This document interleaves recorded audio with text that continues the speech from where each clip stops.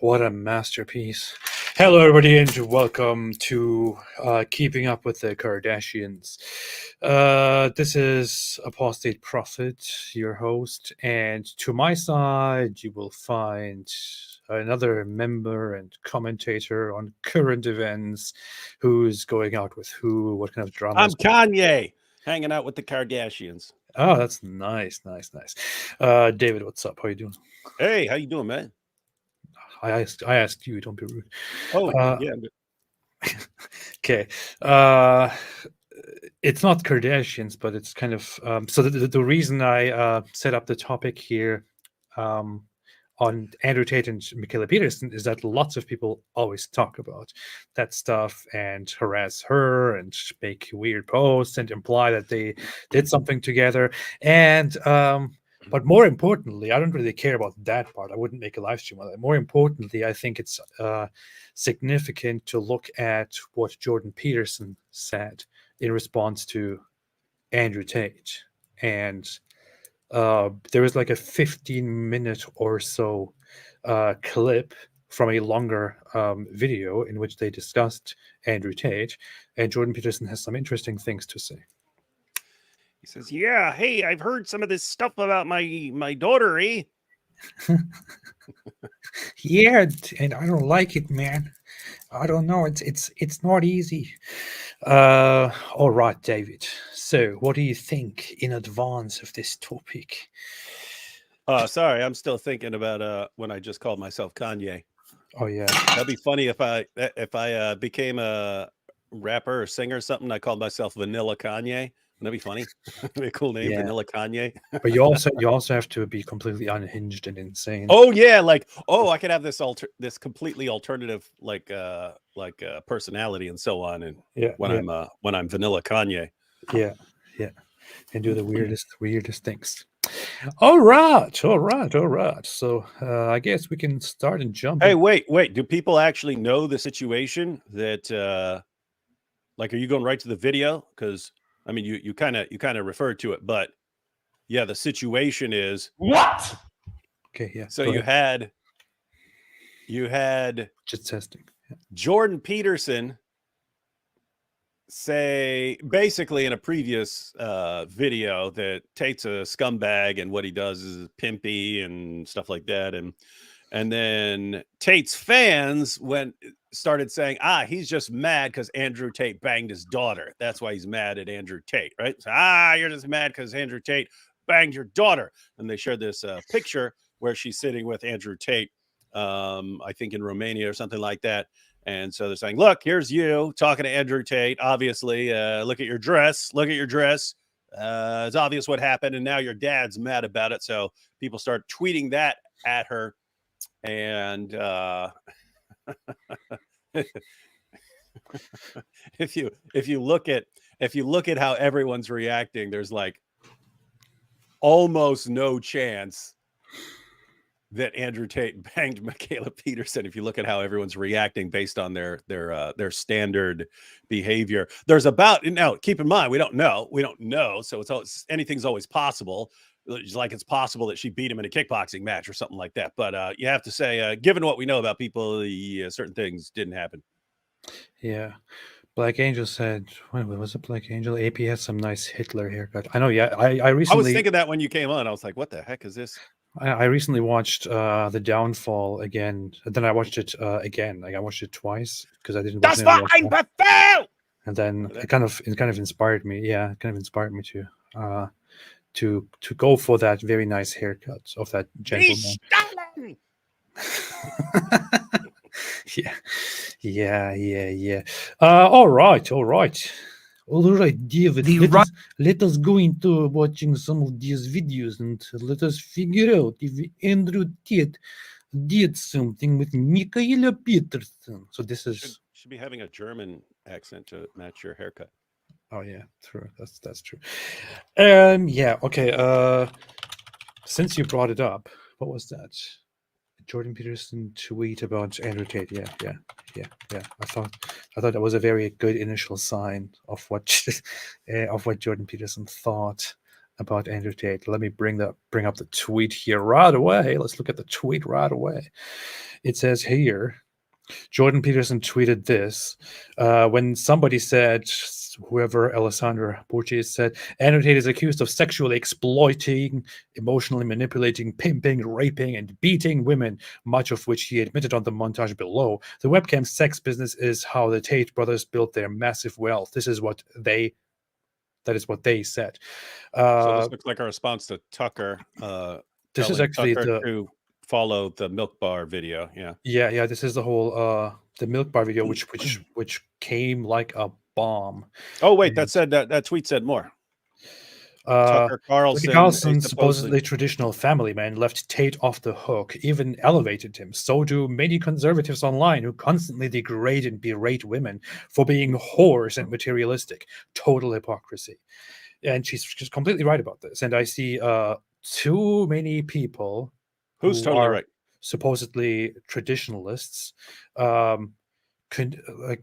defend Andrew Tate or think that he's not, what he did is not such a big deal, while bashing women. And I see mostly women, not mostly, but I see lots of women, like suspiciously many women from the traditional or conservative right come out and say, wait a minute, guys, what the heck is going on? Like, aren't we supposed to be traditionalists? Why are you all defending this guy when he's talking so much crap about women? So but what is it? What do you want to say? Pimps. Yeah, pimps, electronic and otherwise, are the lowest form of life, is what Jordan Peterson said here in response to this. And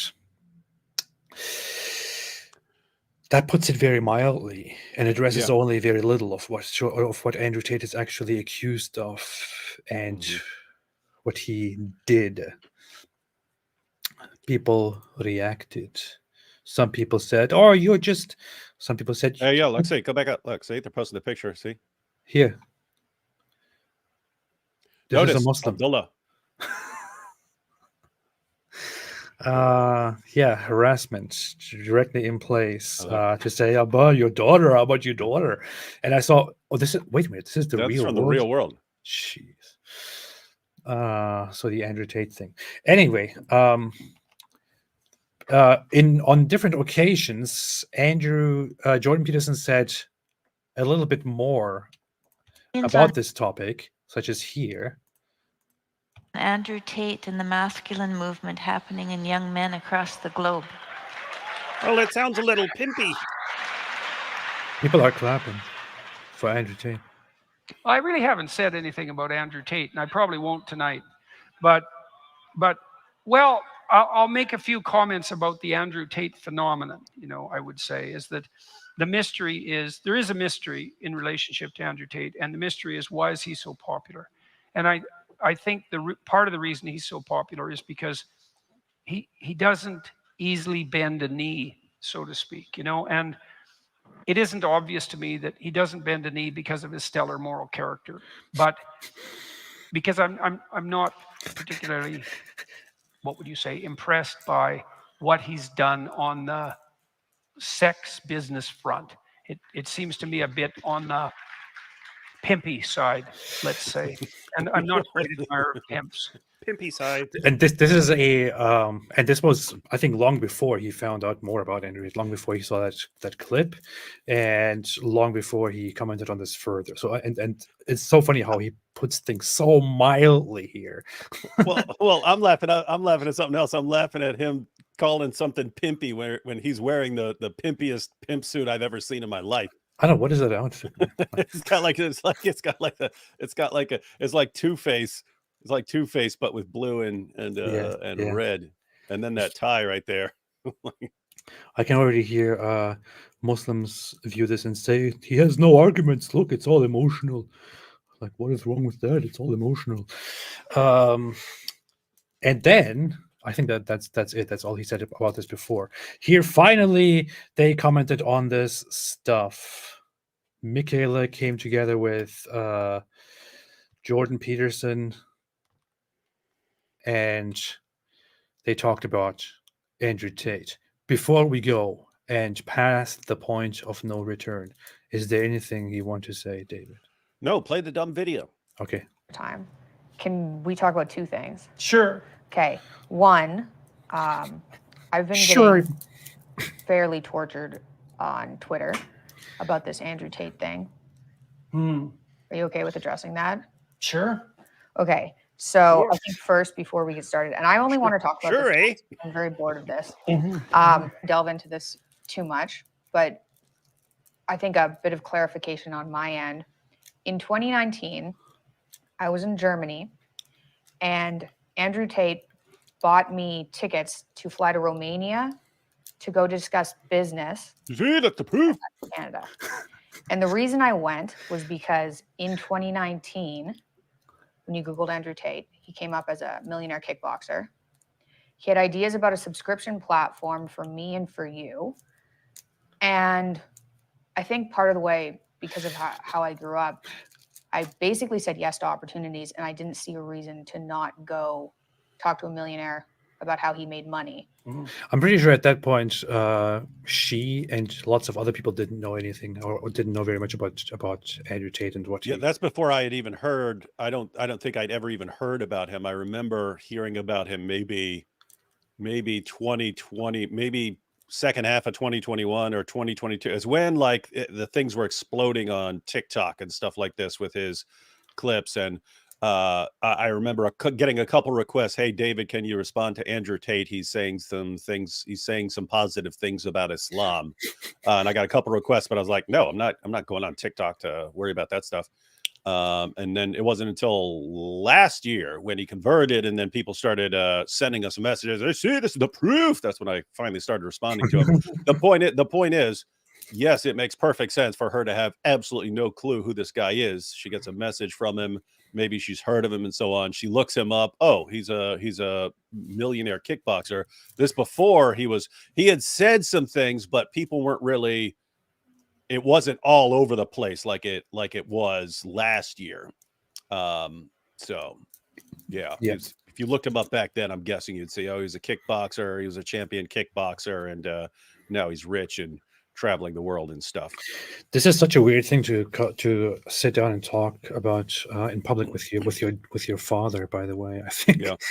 So, I mean, the whole the accusations and the harassment all go about. Oh, Andrew Tate banged her, and then she sits down and talks about this with her father. This is a very, very strange thing, but I'm glad it comes into existence because Jordan Peterson says some interesting things. It's also interesting because, if you're Mikhaila, and so you get invited to for Andrew Tate's business pitch. This is back when he's in like full businessman mode and still trying to figure out how he's going to expand. And hey, I'd like to build a platform for you and your dad, and blah blah blah blah blah. And it's just cool. And so then later on, when your dad says something about Andrew Tate, you get tossed in there like, Andrew Tate banged you, blah blah blah blah blah. And then they spread that all over the internet. And now you're like thinking of it in terms of psychology. What is wrong with these guys that they're attacking me for something my dad said? Like, why does this guy's army of fans just seek to punish me to get to my dad? What's going on here? So she's thinking in terms of like psychological phenomena and so on. And oh, cool, I could just get my dad on here and ask him about how all this works in people's heads. Yeah. It's also funny that so many people who defend Andrew Tate and think there is no evidence for anything wrong he did immediately say, look, they had sex because there is a photo of them together. It's very interesting. Every woman who's ever been in a picture with Andrew Tate has been So banged far, by him. Yeah. Somebody pointed out that Mikhaila Peterson is not an OnlyFans, so therefore they probably didn't have anything. Well, there's a lot more to it than that. If you're thinking of like, what are the odds here? Tate, we've seen the Tate videos. He targets vulnerable girls with psychological issues, with weak relationships with their fathers. That's who he goes after, because then he can be their controlling father figure in their lives. It doesn't work. His guys have said it doesn't work with people who have a good relationship with a father that they respect. And so I don't even think he'd try some of his standard manipulation tactics on someone that they don't work with. Yeah, let's continue. And I also got the benefit of a ticket home. And I was also already in Germany. So I didn't see a reason not to go. That's also probably partly because I used to say yes to any opportunity, which I also think is part of the reason why I'm successful now. So anyway, I went there. From my experience, I met Andrew and I met his brother Tristan. They were Everyone's banged. like they were nice to This me. sounds stupid. We These had a guys fun are time. false. The reason that there's a rumor online that we hooked up or we slept together or something, that didn't happen. I've told people that numerous times. It's not like I was a Well, people 20-year-old like to girl, like, cast those enamored. aspersions online too. It's one of the things I've really seen that troll demons like to go after women on that front, right? And so, Yeah. it's really So, vicious, like, nasty, backbiting behavior. And it doesn't matter what I say. He's dispelled it. Doesn't matter. That's a very good point. That Yes, very. When there is a woman involved, the trolling goes very quickly to the whole sexual stuff and like, oh, you're a whore. That guy had sex with you, and so on. It goes there very quickly. Yeah, I always have to share that info when you've got ex-Muslims who are women and are interested in going online and discussing Islam and so on, but also women, just like women who are Christians and say they want to reach Muslims with the gospel and they want to do stuff like that. And I have to warn them. I was like, look, you see how they come after me or AP or someone else, it's threats and we're going to kill you and we're going to do this and we're going to do that, and tons of insults and name calling. I have to say they will do all of the same things to you, but they have additional things that they do. If you're a woman, you're a whore and you're just leaving Islam because you want to do OnlyFans and you want to be a whore, and if we get a hold of you, and we'll rape you and we'll blah blah blah blah blah. And so they'll come after you then in a completely different way. Yeah, I know the very same thing from many of the ex-Muslim women who do what I do. I get a lot of nasty, messed up stuff in my inbox, but I know for a fact that the women who are in this, even if they are much less known than me, they get much nastier stuff, and so much of it is just focused on sex, on rape, and all kinds of messed up things. So well, it is it is connected to the whole Tate phenomena that there are people who like are enraged against women.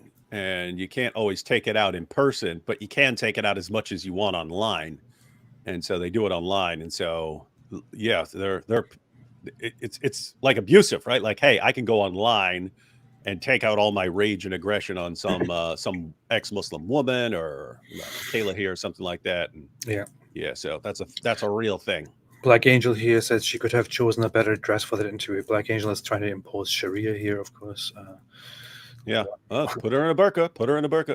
Wonderful, Black Angel. Thank you. If Daniel Hakikachu were posting this, he would have blurred her out completely, and then talked about having sex with 4-year-old girls because of his perfectly functioning moral compass.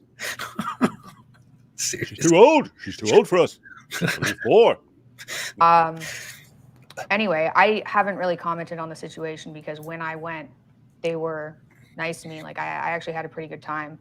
He drove me around in his Bugatti and we saw castles, which was a weird experience. By the way, notice what she just said. She just said the reason she didn't comment on Tate was because, hey, they were nice. I met them and they were nice. So I haven't said much about it, and I haven't come out, I didn't come out against him after that or something like that, because I met them and they were nice and they drove me around and it was fine.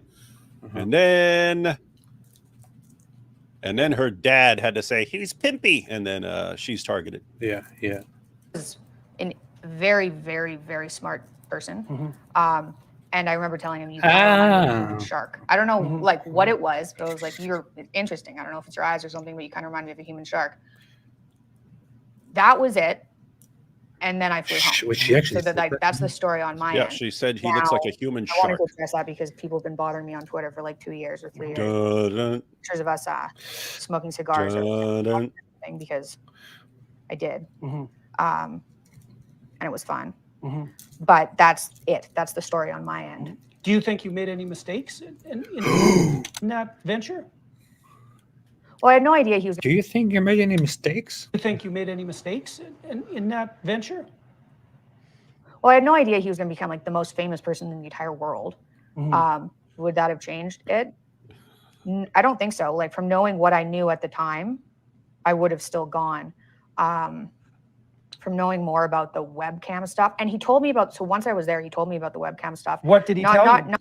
Okay, this is interesting. So she didn't. She, I guess, as far as it sounds, she didn't know about his business and all of that stuff back then.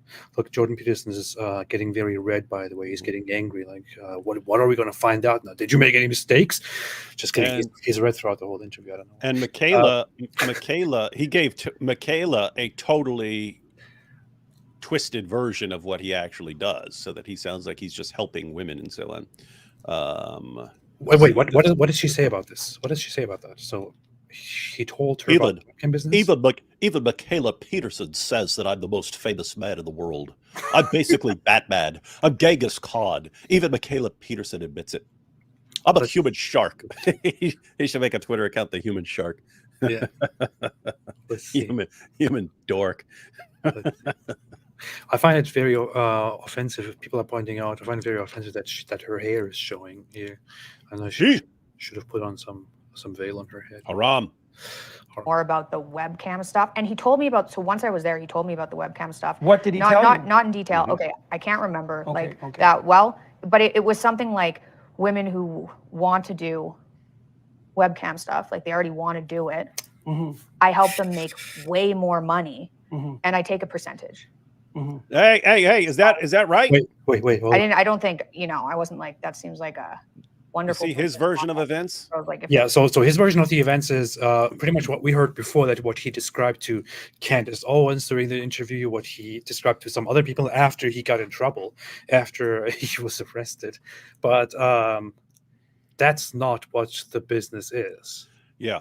It's very, very, very different. So his version of events, because he's trying to go into business with the Petersons here, and he knows they're going to find out that he runs webcam stuff. And so he acknowledges that he does webcam stuff, but the way he presents it is, hey, women who want to do webcam and are doing webcam stuff on OnlyFans, I help them to make way more money, because that's what I do. I make people more effective. Just like whatever you guys want to do, I can help you be more effective. But it's already women who are already doing OnlyFans stuff and want to do that. Then I just help them and I take a percentage, when in reality, he's targeting women and girls who don't want to do that stuff, manipulating them over a period of years into doing it, and then being under his complete control. And then he's taking most of the money. So, I mean, technically that is still a percentage, but he's taken a big percentage. Yeah. So it is deception from the beginning to the end. He meets them and builds a relationship with them, gives them the security of, oh, hey, I love you. We will have a wonderful life together. You will be my one and only. And then he slowly deceives, manipulates. By manipulate, I'm not just saying, when we say manipulate, it sounds to some people like, oh, so he just talked about to talk to them and gave them different emotions and stuff like that. No, if you look into the depth and the details of what he did with those women, we went through some of it in our past live streams on Andrew Tate. The manipulation he applied was in the form of having the girls move over and live with him, live in a house where the OnlyFans girls live, but make it look like that's not his business. That's just a business a friend of him is running, and this girl just has to stay there because he's out of the country for now. And then he slowly disconnects her relationship with her own family back home, then deliberately makes her have no money and feel desperate and ask him for help on things.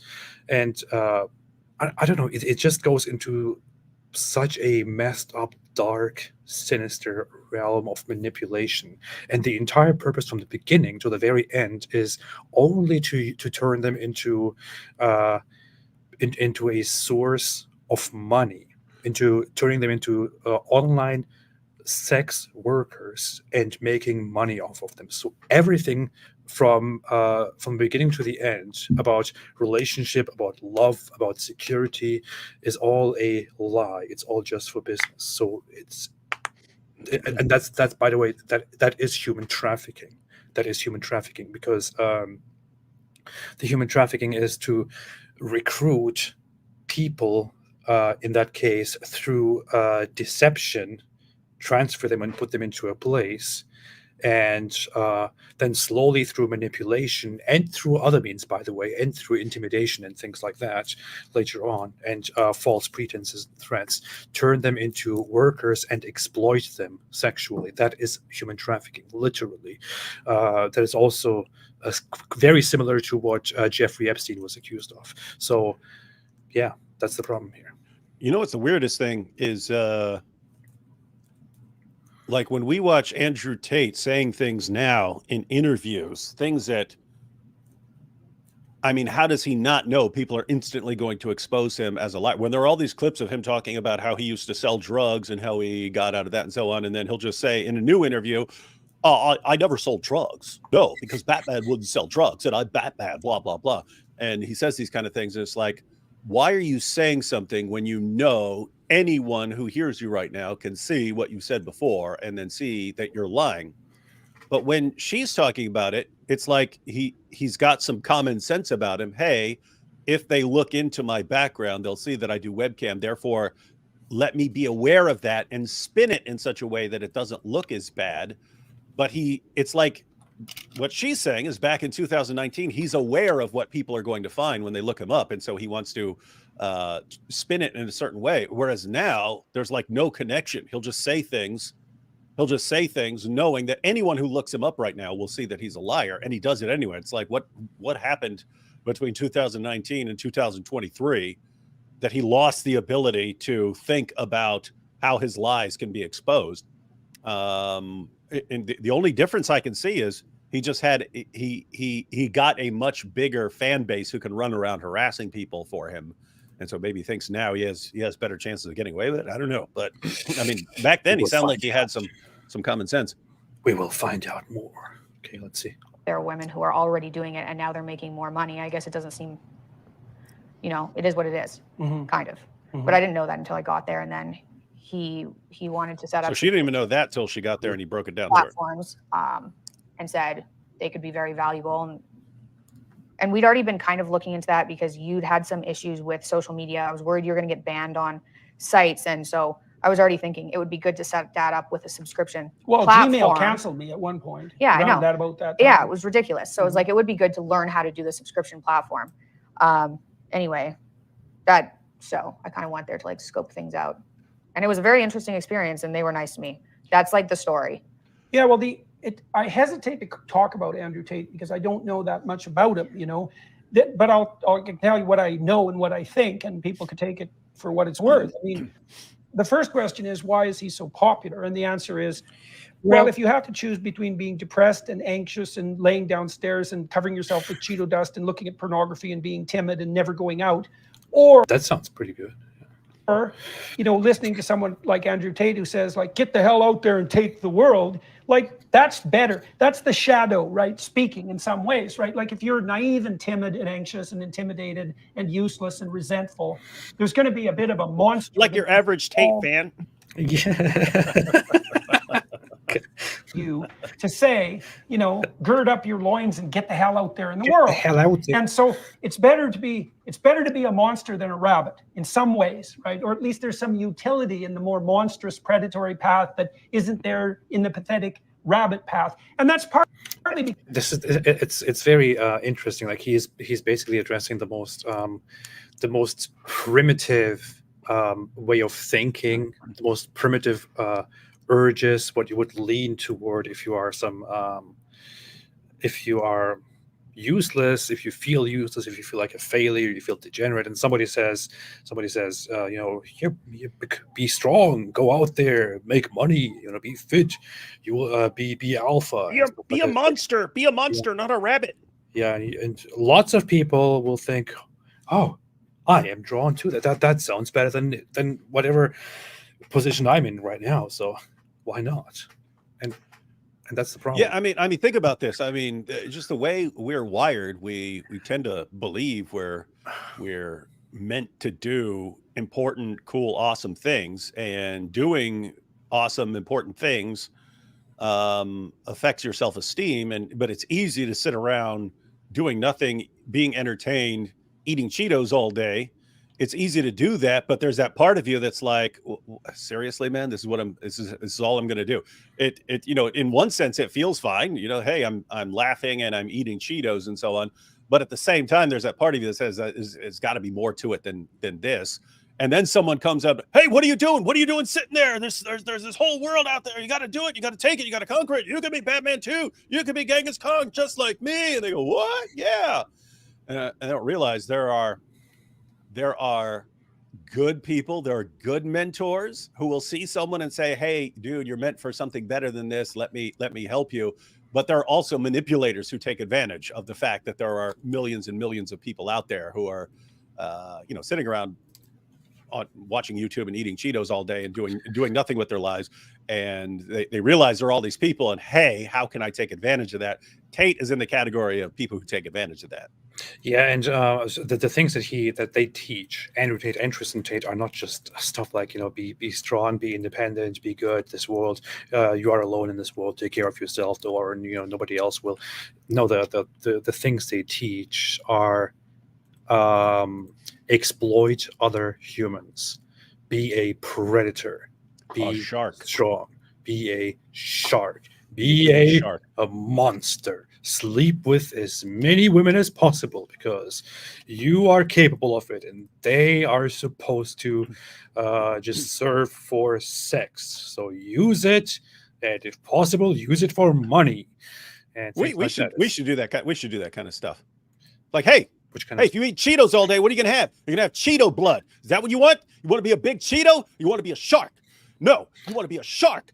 Get yourself a shark. Eat that shark, drink its blood, then you have shark blood coursing through your body, and you become the predator, right? That's how you do it. Alhamdulillah. You tell a bunch of guys sitting there eating, what? I'm eating Cheetos. I don't want Cheeto blood. Alhamdulillah, sounds beautiful. Women are born with innate power, a form of magic, but every time somebody fucks them, they give some away. He takes it. That's why the most powerful men have slept with endless women, and the least magical women have slept with endless men. This sounds like this is one of the dumbest, most idiotic, most absurd, and most twisted things I've read in my entire life. But a lot of people think, wow, yeah, very beautiful, very insightful. I mean, I just want to mentally, you know, slap the person here and say, shut up, man. This sounds like a groomer and a sex trafficker who knows he's being accused of these things. Yeah. Trying to sound like he cares about women and so on, but doing a bad job of it. Yeah. Women, hey, you're magical. Your vajayjays are magic. Every time you give it away, you're giving away that magic to someone else. And that's why the most powerful men are wizards. They've taken the magic from your vajayjay. And then if you've been banged a bunch, you've given all your magic away. And now these wizards have it. Like, what? Shut up. That's funny. That is funny. Yeah, anyway, let's continue. Because if you are a pathetic rabbit, you're going to become a predator anyway. So you're just going to become a dark backdoor. That needs to be a clip. Yeah. Resentful. What do you want to be, a pathetic rabbit? Pushing that on men in yes, particular, constantly. like be well, weak. I knew, and I warned people repeatedly. If the culture kept emasculating men, that men who said, to hell with that, I'd rather be a monster, would become extremely popular. Now, and Andrew Tate is emblematic of that in many ways, because the first thing you got to say about him is that he's genuinely tough, right? So that's not a front. That's not a front.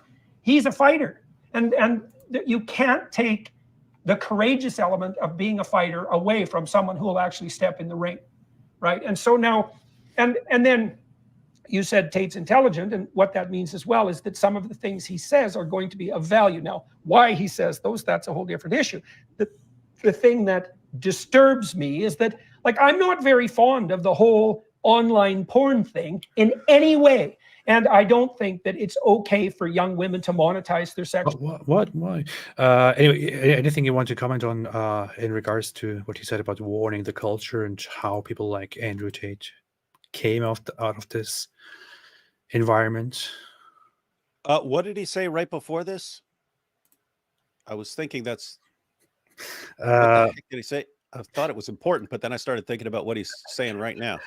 I mean, like right before he said this. What he said is that he had been warning the culture that if you continue. Oh with yeah. No, yeah.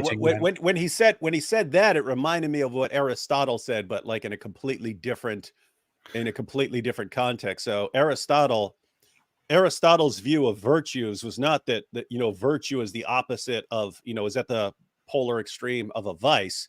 It's that a virtue is the appropriate mean between two extremes. So courage is, I mean, in one sense, it's the opposite of cowardice, but according to Aristotle, the better way to think of it is, you have cowardice at one end of the extreme, and at the other extreme, you have foolhardiness, just being a complete idiot. I'll jump in front of that bus, blah, blah, blah, blah, blah. I don't care. And courage is the appropriate mean between those. It doesn't mean that it's right in the middle. In fact, it would be a little more, it'll be closer to the foolhardy side than the cowardly side. But he talked about what if you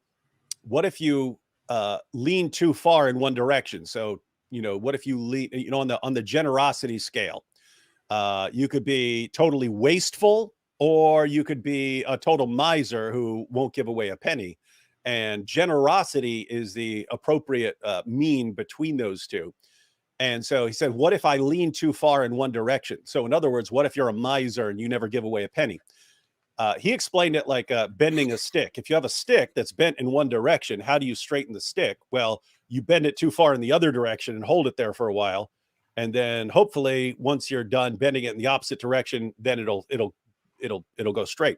And so the idea is, if you're too miserly, then you might want to be too wasteful with your money for a while, so that you get used to that, and then hopefully you end up somewhere in between.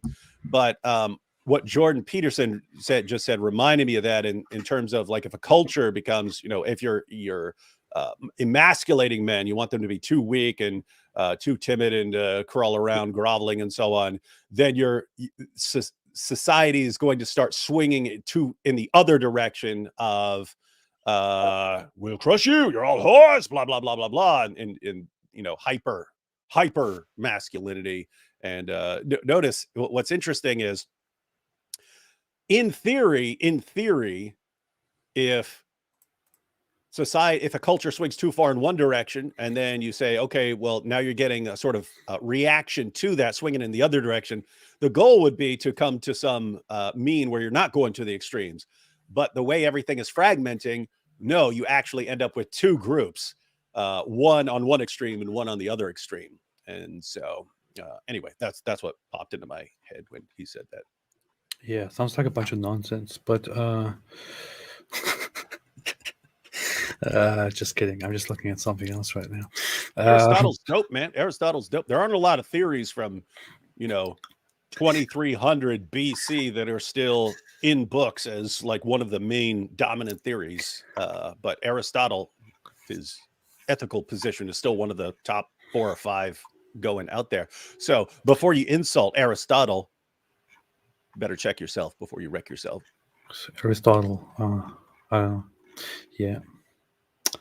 I'm looking for a tweet from whatever, I don't care, on Tristan Tate about being a predator. But he basically tweeted something like how he exploited he exploited a guy who was chatting with one of his webcam girls and made him go and take out a loan and all his life savings, and he then took that. He scammed him out of that basically through a webcam girl, and then he said something like, in this world there is prey and predator, be ruthless, or something like that. So that is the kind of morality, the kind of solution that Andrew Tate and Tristan Tate would present to their subscribing supporters, to go out and exploit people and beat them when they're down for your own benefit as much as you can.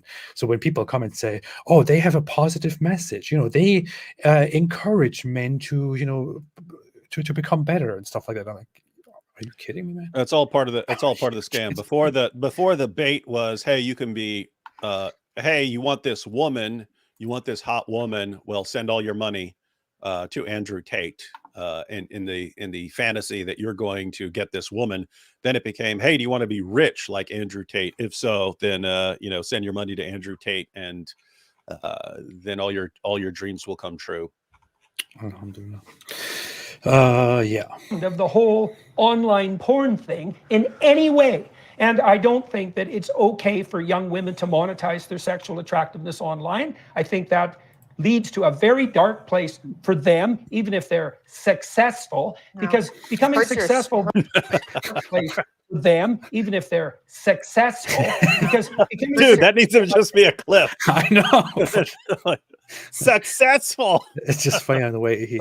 For them, even if they're successful. Because becoming successful by that's awesome. That's perfect, man.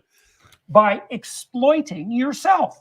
And you might think, well, I can exploit myself. It's like, you can't treat yourself like a psychopath would treat you and get away with it, even if the psychopath... That's interesting. So I don't want to argue against his position at all. And I don't want to disagree and say, oh, you're wrong on this at all. I get the point. But the thing is, when he says this, and I'm pretty sure he doesn't expand on that further, my issue with this is, okay, hey, I get what you're saying. And I don't want to contest you in an ethical discussion here, but why? Why can't you? And why does that not equal success? Now, lots of people might come at me and say, "What? Of course you can. You can't exploit. You can't do that to yourself. You can't sell yourself and stuff like that. You can't sell your body." Okay, I get it. I get your passion. I get where you're coming from, but why? So I really want to I would really be interested in having an in-depth discussion on that, because I'm interested in the whole reasoning and the whole meta of why exactly that is. Yeah, that is interesting though, what he's saying there. Like, hey, what are you talking about? I want to go on OnlyFans and make lots of money doing that and doing stuff for money. And he's saying, no, don't use yourself the way someone else would use it. There's obviously something different about someone else using you versus you using yourself, but there is something interesting as well about thinking about it like that. Like, hey, we understand it's wrong for someone else to pimp you, but don't pimp yourself either, right? Don't hire yourself out for these things. And then you, of course, because you're an atheist, go, why? Prove to me that incest is wrong. That is yourself. That doesn't work. That's why psychopaths aren't very successful, because they exploit themselves just like other people. And so I don't like the whole online porn thing. And then my understanding, and I've watched him apparently. See, off topic to the whole Andrew Tate thing, but just pay attention to what I'm trying to point out here is, okay, he's saying you can't exploit yourself. If you exploit yourself, you're not going to be successful. Okay, I get it. I get it. But what exactly do you base that on? And I understand you think it's wrong to exploit yourself. I understand it's wrong to offer yourself sexually. I understand all of those things. But what exactly do you base that whole claim on, that you can't be successful by exploiting yourself? Says who? What about all those people who actually get rich and live their lives that way? I'm not saying that is right or this is wrong. I'm not having a moral discussion here. I'm just saying, where is the basis for these arguments here? What's when he said that, I was actually thinking about something else. I was thinking of like the early Christian version of this when this, and then I looked it up real quick, but this is from First Clement. So Clement is like this. Clement is one of the second generation of Christians. So you had the original apostles and so on, and then you had the guys who followed them. And he wrote his epistle. And so in First Clement, he says, we know that many among ourselves have delivered themselves into bondage that they might ransom others. Many have sold themselves into slavery and, receiving the price paid for themselves, have fed others. So he's saying the early Christians started selling themselves into slavery to like feed the poor. Like, hey, what do you give me for myself if I become your slave? Oh, I'll give you this much money. Okay, give that to the poor. I'll be your slave. And Clement has to actually tell them, stop doing that to yourself. Stop treating yourself like something that you sell to give the profits to others. And so he had to tell them, stop selling yourselves into slavery to help others. But it's a similar idea here. You understand, hey, it would be wrong to grab someone else and sell them for money and give that away. So why are you doing it to yourself? I get it, but the issue is, like, for example, when I approach this whole issue of Andrew Tate pimping and things like that, so what I think of, I think that the comparison here is quite extreme, because what I think of is my huge problem and my passionate opposition to the whole Andrew Tate thing, for example, is not that he does online porn or online modeling or any of that stuff, because if you wanted to blame him because of that, there would be so many people until we get to Andrew Tate. That is not the issue. My issue with it is that he deceptively hires those people and manipulates them, and then he uses them and basically turns them into cash machines, into slaves. So if they themselves went out and did what they do and made their money, I would be like, yeah, okay. I mean, I might have my disagreements on what you do, but whatever. Yeah, that's clearly worse. I don't think Jordan here would say. He would obviously agree that that's right. I mean, he's the guy who just said that pimps, electronic and otherwise, are the lowest form of human life or humanity, whatever. I think he's just. I think what he's. I mean, it's similar to the guy who sits around eating Cheetos all day. Like, don't you think that why do you think of yourself like this? Why don't you think of yourself as something more, something better? And so I think what he's saying is, hey, don't think of yourself the way that someone like Andrew Tate would think of yourself. Hey, I'm going to use this woman's body to make myself money. Don't think of yourself that way either. Right now, in defense of what you're saying, any sort of working for another person, you're kind of doing something that's in that direction, right? If you work for someone else, then you're using your body and your labor and so on for this other person's profit. And this person is paying you a percentage of what he makes and so on. So, yeah, I think Jordan Peterson just puts like selling your body or something like that in a sexual sense is in a kind of in a different category. Yeah, and you disagree because you're an atheist and you see it all as the same. Yeah, I disagree because I'm right, and but I do think, to be fair, as far as I remember, I watched the video before. As far as I remember, he does point out what Andrew Tate actually does with those relationships. So that's at least good. But let's yeah, we would all agree that yes, manipulating, like even with Tate, there are people worse than Tate. There are people worse than Tate. What Tate's doing is really, really bad. But there are degrees of all of that stuff. Nubidian said the like button has left Islam. That's true. The like button has left Islam. Apostasy is punished with death. Everybody, so punish the like button. Behead that like button. Yeah, behead it. Now, my understanding, and I've watched him. Apparently, I don't now. My people. And so I don't like the whole online porn thing. And then I don't now, my understanding, and I've watched him apparently agree to this characterization online. It's hard to get I'm not trying to be the jury here because I haven't heard the whole damn story, but from what I've watched is he would enter into relationships with women Uh-huh. and Check. tilt them in the direction of generating like an OnlyFans following Tilt and is an understatement. monetize that and then take a percentage. And there isn't anything about that that I think is acceptable.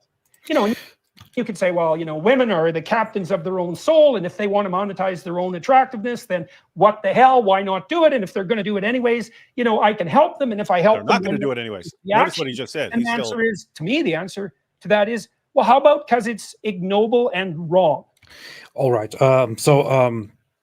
I'm not exactly sure if Jordan Peterson understands at this point what Andrew Tate actually did, what he's accused of, what he's proven to have done, what he admitted to doing in past videos, which he started denying after he got arrested, because then he found out that it's actually a crime. Dumb idiot.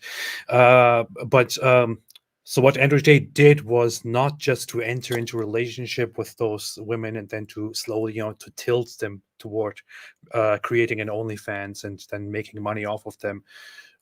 What he did was to enter into relationship, to target those women with the prior purpose, purely just to turn them into webcam girls and later into OnlyFans models and do porn.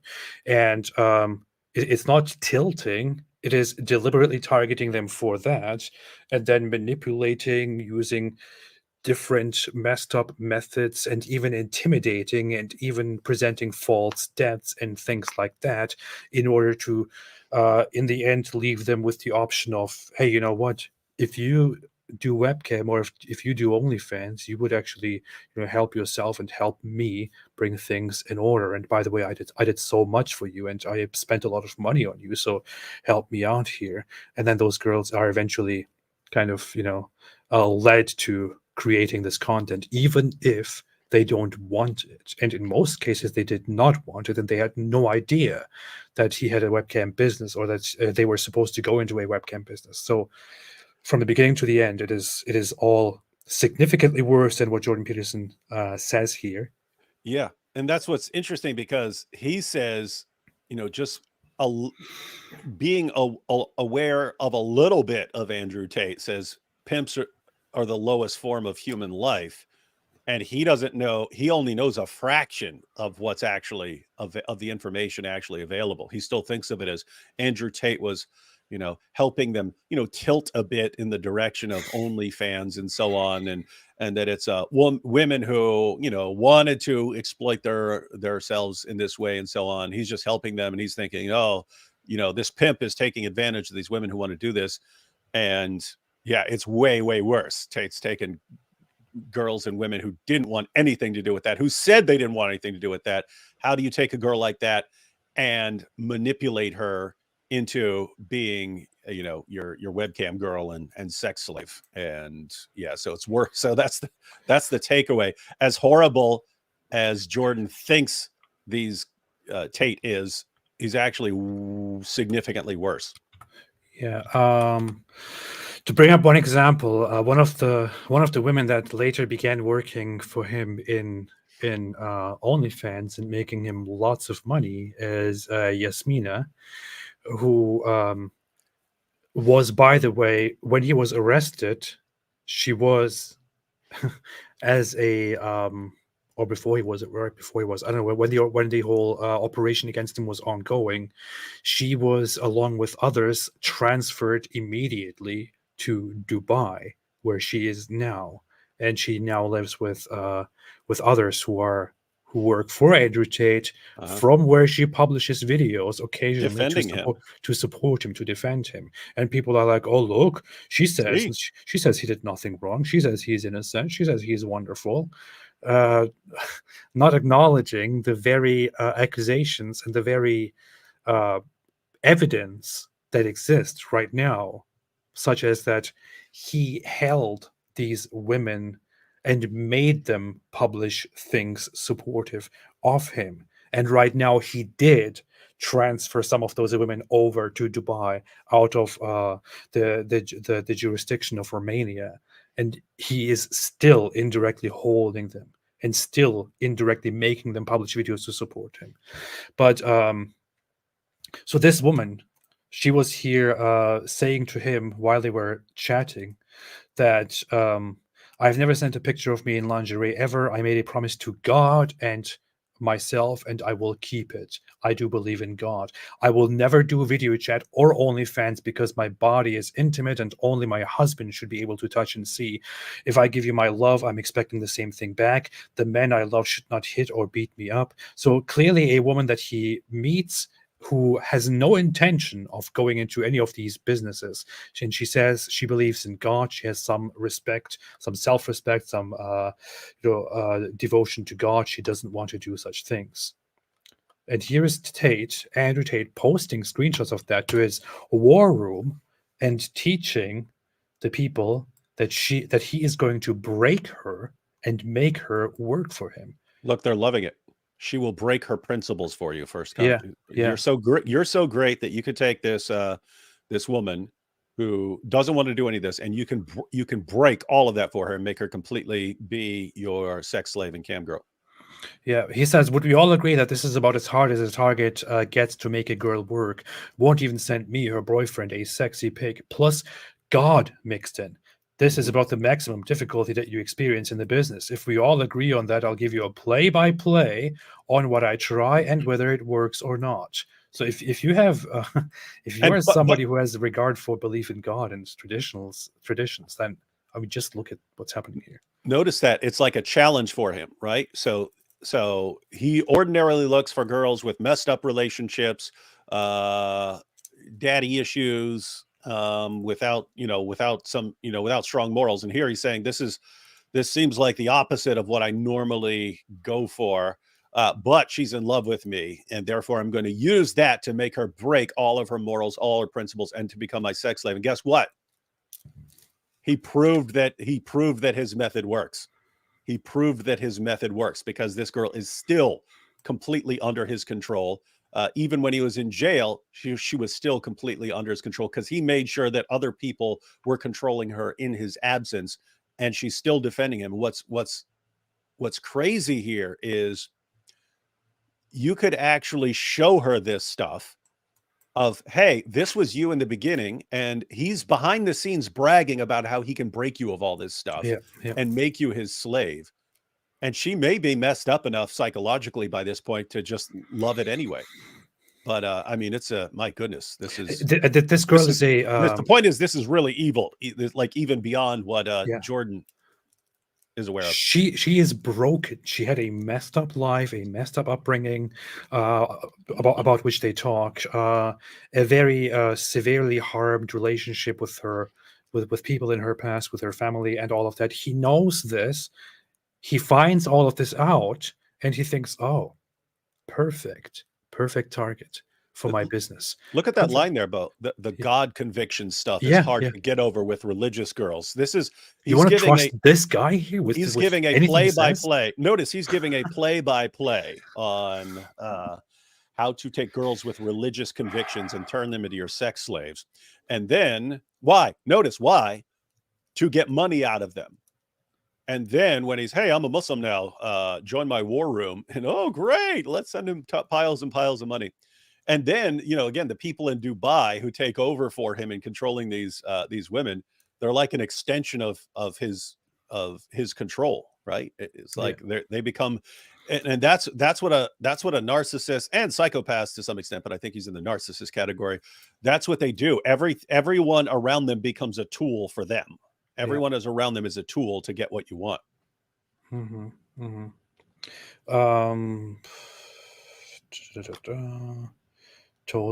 have told her I only want to trick him and I'm bad news. People said that he wants to use her, but he made sure to say that these are just things that people say and so on. I don't know. It's just very messed up. And plus, oh, here. This is a good part, I think. I think she thinks I want to hear that that she'd never do that because she's so pure and she's wife worthy. I think the real obstacle is she's worried I won't love her if she does it. Read it again. Do you guys see it? And then he says that her whole belief in God is all a lie anyway, and she's just doing it because she wants to appear good to him. And here, this is a team effort. He says in to his other team, in other "Same words, with-" because he's a manipulator, he's thinking that she's being a manipulator Yeah. too. Yeah, he says, same with the religious talk. Does she care about God? She's trying to show me how good a woman she is. So to win, I need to convince her that she's a better woman if she cams than if she doesn't. And I need to remove me asking her to cam. Otherwise, her friends were right.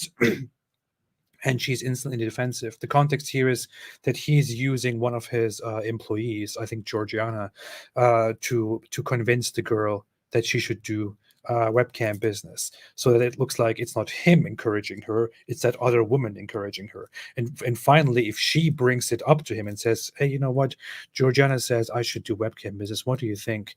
He will then say, yeah, why not? Why not? It could be good. It could be useful. So this is what he does. We have a step-by-step description of how he does it. We have a step-by-step description and clear evidence of him explaining that this woman that he met did not want to do all of this and had principles and said, I believe in God, I wouldn't do this stuff.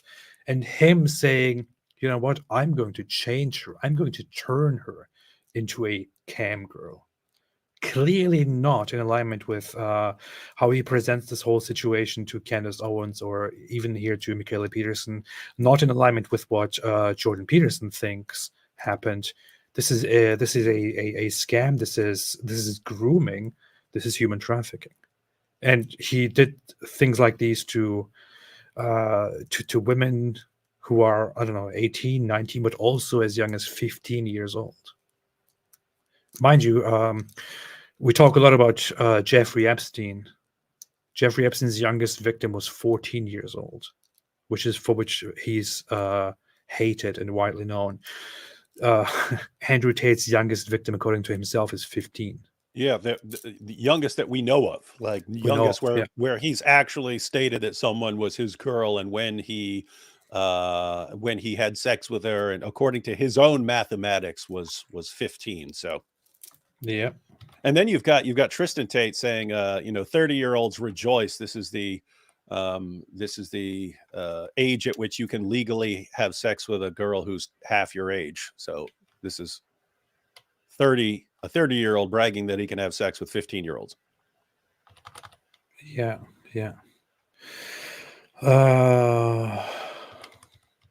Anything else? You want me to leave? Not zero chances. No, play the video, man. Anyway. People are here for the video, not for your. No, I don't care about the video. Not for your screenshots. Not your screenshots. Well, how about because it's ignoble and wrong?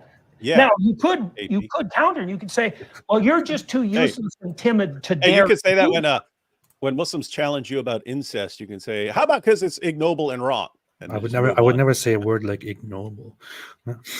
But right? And I mean, it sounds smart. I'd say, point taken. Pay attention to this thing. I find it funny how he brings the discussion to I like his body. I like his body language. You're just too useless and timid to dare to do that, right? And I'd say, point taken. Nietzsche had pointed this out back in the 1850s. He said most morality is cowardice in the guise of morality. It's not like I'm good. It's just that I'm afraid to do that. And Tate would say, well, if you're just not doing something because you're a coward, that doesn't mean you're good.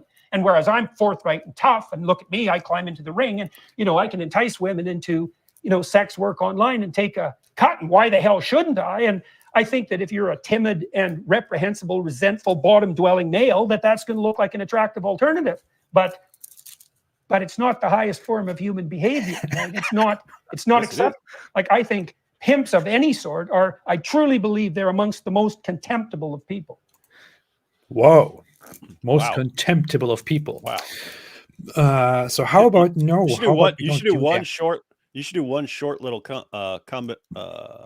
combination video where it's just the clips of all his highlights of things he calls Andrew Tate. Yeah. So he's talking about Nietzsche's entire idea of humans are driven by the will to power, and but lots of people are just in the hypocrisy of refusing to do the very things that they want to do, well, which give them power, because they're They're worried about afraid. other people doing them to them. Yeah, because they're afraid. They're afraid of the consequences and of the repercussions and all of that. Not because they actually think that they're Yeah. good. And he talks about this in context of this is I cannot possibly break this down and summarize this, but We should this just is the whole- we should just do a show on Nietzsche one day. that would be amazing. That'd be awesome. That'd be amazing. But he's talking about how his whole phrase on God is dead and we killed him, which some people falsely understand as him saying, Him bragging. yeah, bragging, but it's No. not at all. What he's saying is that God was for You such don't know a what long you time. just did, people.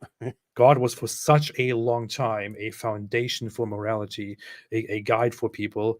And in recent times, with the developments in philosophy and all of that, people have basically gotten rid of God as a moral foundation. What have we done? We built something that we are very strong on, but now we have killed it. So what are you going to do? You have basically harmed yourself.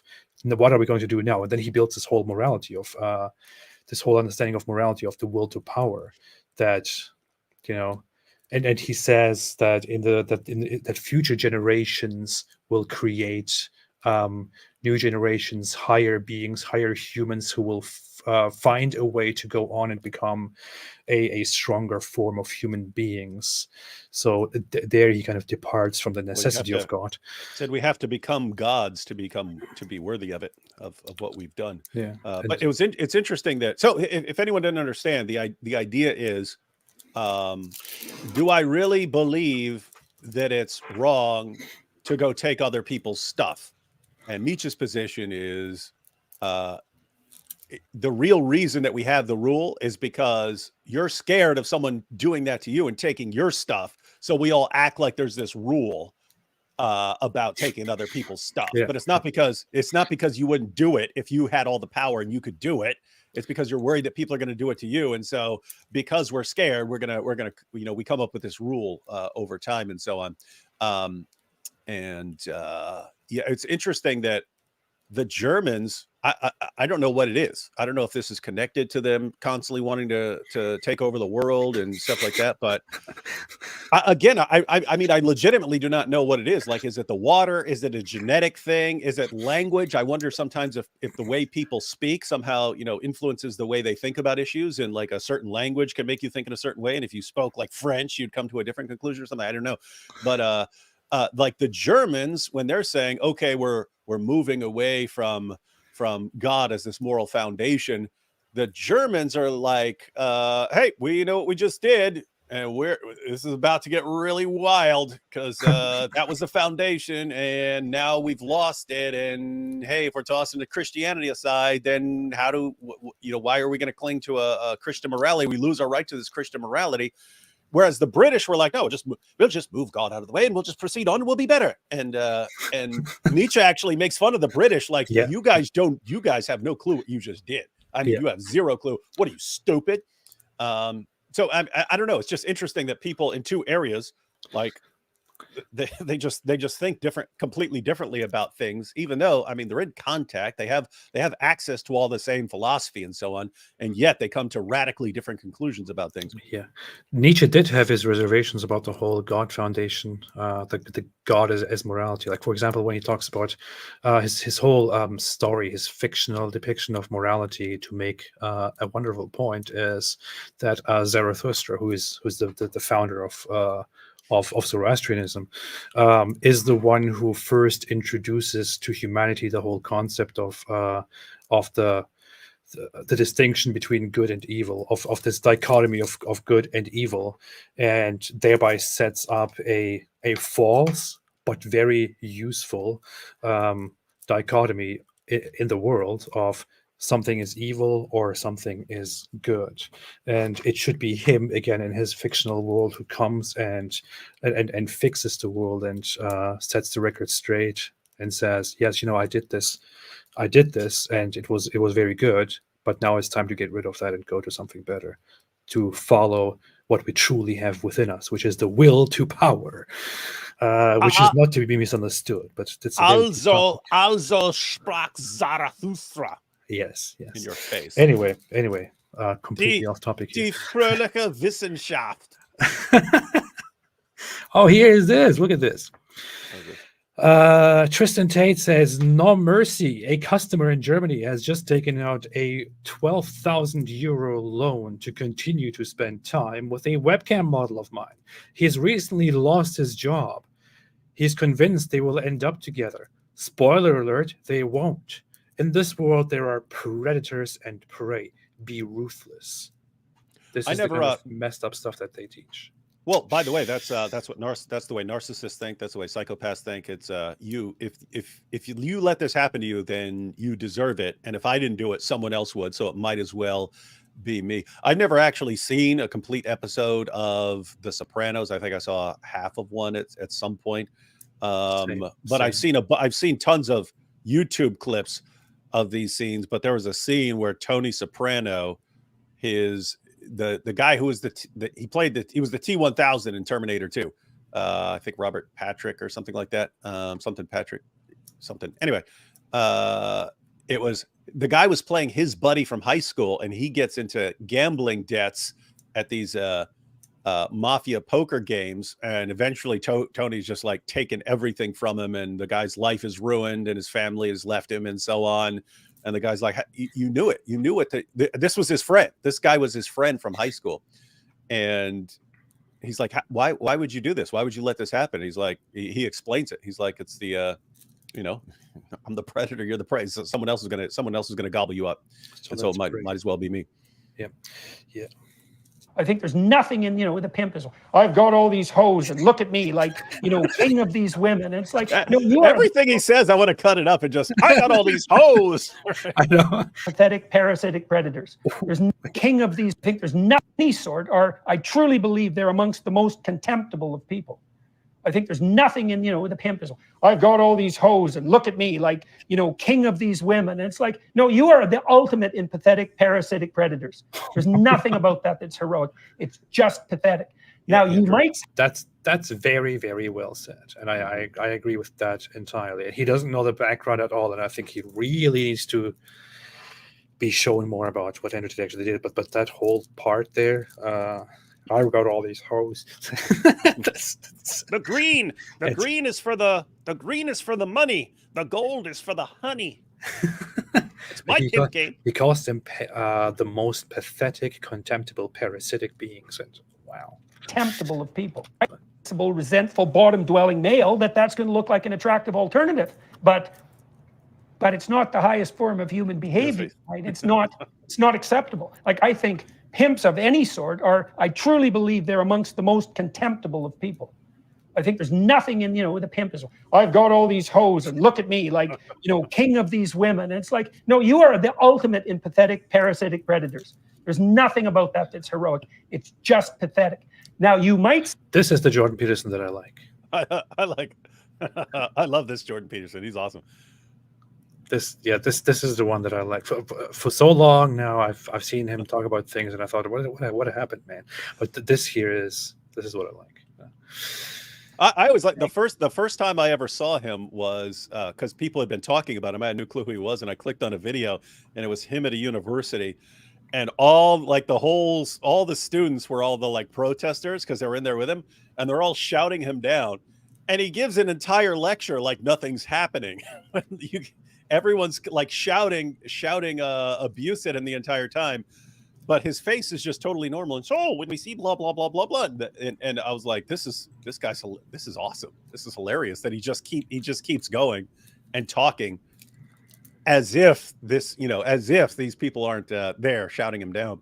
Mm-hmm, mm-hmm, mm-hmm. If you're that type, well, at least I'm not as contemptible as the cowards who hide behind me. It's like, fair enough, There's ranks of order even in hell, and there's lower and higher demons, and the person who would like to do something terrible but is too cowardly to do it, that's a pretty damn low form of demon. But that doesn't mean the person who would like to do something and is courageous enough to do it, even though it's bad, isn't also a demon. And so, I think fundamentally that Tate serves his immediate self in this like impulsive, gratifying Yes. manner. And I think that goes along with his, you know, look at me, I'm in a Bugatti. It's like, you know, fair enough, man. In some way. Look at me, I'm in a Bugatti. Yeah, it's very funny how he put it in very mild words, despite the fact that he did say that they are that Andrew Tate is basically a very contemptible, low form of being. And people like Andrew Tate will be in the lowest pit of hell, clinging to the hair on Satan's back. Yeah. And he's basically calling Andrew Tate a pathetic, contemptible, parasitic person. That's what he said. But he's putting it but it's putting it very mildly here still. And telling men more on the, you know, take responsibility for your life and do things. Mm-hmm. If that, I mean, it's hard to, I suppose, separate it from in everything else. actual life, people are complex. No villain. I like this part. When I listen to this part, I like this part because I feel like this is something that lots of people need to hear, because people have this weird impression of human beings as if they were either completely good or completely bad, like in cartoons or I don't know, Marvel movies and things like that. But somebody can do really messed up things and be otherwise totally cool. Somebody can be or the opposite, however you want to take it. But this here is a good part. Do you think what he's been telling men more on the, you know, take responsibility for your life and do things, Mm-hmm. if that, I mean, it's hard to, I suppose, separate it from in everything else. actual life, people are complex. No villain is simple. No villain is simple, you know, and in great literature, the great villain is a sympathetic figure. You're kind of on board for 75% of it. And not only that, you might also say, well, if I was in that position, I might do the same thing. Like, it's only a cartoon villain who's 100% evil, right? And so even when you meet someone who's dark and psychopathic to the core, you'll find, and I've had clients who were like, I had one client who had like 5 restraining orders out against him. He was actually quite comical. He's quite a young guy, small guy, slight, extremely intense. You know, he had that kind of human shark thing going. And he was quite the horrible, riotous blast to work with, because he was a very interesting monster. And 5 restraining orders is a lot. Yep. And restraining orders don't work on the sort of people who need restraining orders. So don't be ever thinking a restraining order is going to help you. Not if a real monster's got you in his sights. And he had a paranoid end to him. And what that meant was, he's on a roll, man. What are you doing? Talking about one of his patients or clients or whatever who's I know. I just wanted to. I just thought of something. I didn't. This guy's relentless. I don't know if I wanted to mention it, but hey, murdered by crayons posted this screenshot of Tristan Tate. He put in quotation marks. Tristan Tate is a kidnapper. Is no more believable than Elon Musk robs connivance stores. He's so smart. He got connivance instead of convenience. But it's perfect example of what we're talking about here, about these guys misrepresenting what they've done, what they're accused of. Like, and then Murder by Crayons points out, no one's accusing you of kidnapping. It's sex trafficking. They can't stop lying. Isn't it interesting? Like, this is a deliberate lie by Tristan Tate. He's trying to make it look like to the public that he's accused of kidnapping people, and that this is completely insane because he would never kidnap people. Like, why would he even do that? That is not what he's accused of. Yeah, they keep misrepresenting. They misrepresent what they're charged with so that people go, "What? He didn't do that." Yeah. Because if they represent what they're being accused of accurately, it's the same stuff they've bragged about doing for years. And so you go, oh, yeah, they obviously did that. And so they have to misrepresent it. We're accused of kidnapping girls and making videos of TikTok money. Yeah. Stealing their TikTok money. Yeah. That's not what you're accused of, dude. None of that is what they are accused of. Not even close. Matter of fact, I think it was either Murder by Crayons or Milk Bar who I think posted a challenge saying, hey, we'll give you we'll give anyone $10,000 if you show us in the charges where this is what they're charged with. I think one of them did that. Yeah. Ridiculous people. ridiculous people. If he was ever insulted by you, Oh no, he said he'd delete his. He blow said he the- would delete his channel. He said he'd delete his page if they can show him something like that. He said, Yeah. "I'll delete my channel if you can show me." Inshallah. Inshallah. Yeah. and was, if he was ever insulted by you, he would blow the insult up, and it would put enmity between the two of you. So like talking to him was quite the nightmare, because you didn't get to make a mistake, and he was hypervigilant because he was paranoid. So he's just watching you like a bloody hawk for every deviation from honesty. And like, I never lied to him. And if I thought he was doing something stupid and terrible, I just told him that looks to me like that's pretty stupid and terrible. Like there was no, I wasn't playing with him, and I wasn't trying to impress him. And I talked to him for a long time, but he would I remember he told me one time about going into a bank, you know, and he met one of those tellers that, you know, you go into an institution sometime, you meet somebody with bureaucratic personality disorder, and they decide that the good thing to do that day is to just screw up your life with some idiot complication just because they can. It's my job. Right. Yeah. Well, you know, I have to do this. And they're playing their little power game because they're like Dostoevsky's underground man, and they're resentful to the core. And so they're going to just screw around with you. Well, now and then someone would do that with him. And he'd say, I'm going to be your worst nightmare. And then what he meant was, I'm now going to commit a sizable proportion of my life and all my intellectual prowess to making you as miserable as I can possibly imagine. And then he would go do that. You know, George White said, AP, I'm not a fan of Andrew Tate at all. He's no role model, but you're attacking him not because you care for morality, but just want to score points against Islam. That's it. I want to say a few things here. Number one, even if it were true, so what? Number two, it's not true. I indeed, to number one, does that invalidate anything I said? To number two is, that's not even true. I actually posted about Andrew Tate on my YouTube channel before he converted to Islam, because people kept asking and said that that he's a horrible person who endorses horrible ideas. And you can go check that. I posted about it. I don't have to prove that. But thirdly, I also pointed out quite often here on my previous streams that Islam is probably the reason why I became so aware of Andrew Tate and what he does, because that's how it was brought up to me. That's how Muslims brought him up to me, and that's how others brought him up to me. That's how I became aware.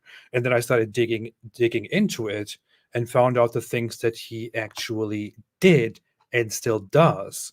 And I was disgusted, and I found it horrible.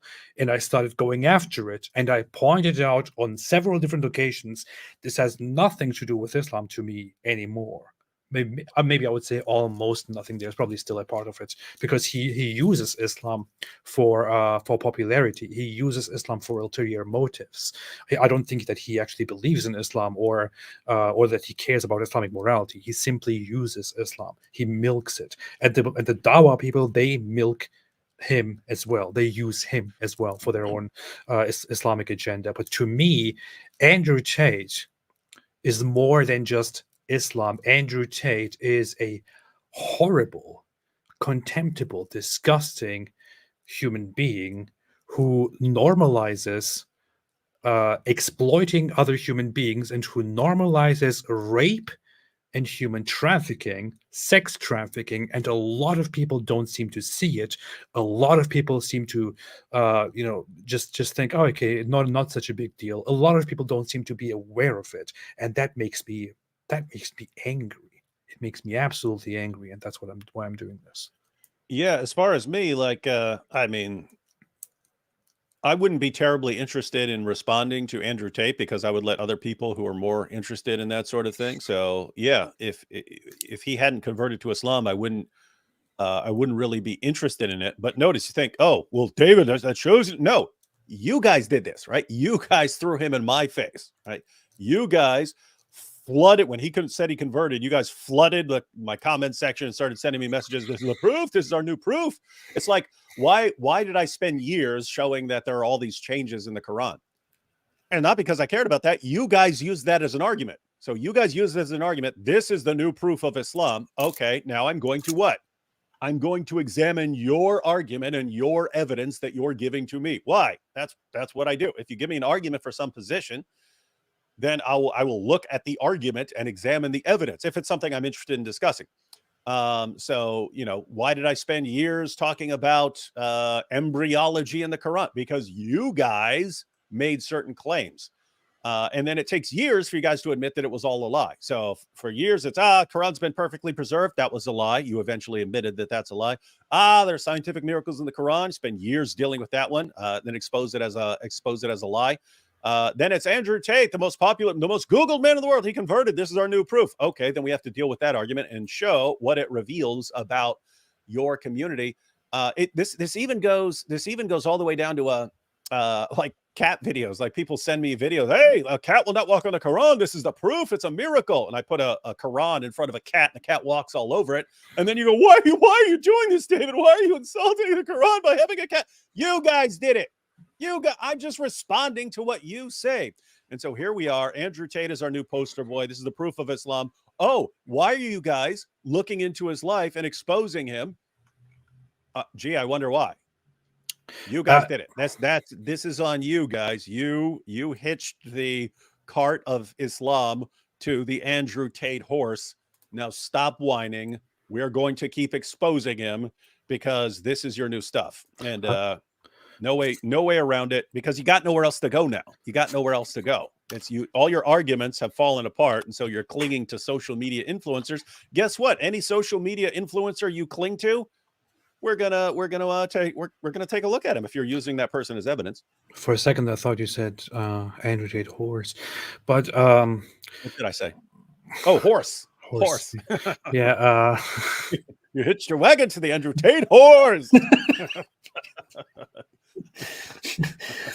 I want to add something here. No matter I don't give a damn how some people view me or interpret this, what they think my motive or my emotions here are, or whether they think this is pathetic or not. But the issue of women is to me a very sensitive topic, a very sensitive area. I guess it developed over. I was in Germany. I had friendships, a lot of them with girls. I was in a society where mixing. Girls and boys are where men and women are very equal, and I would say that Germany is even more so than America.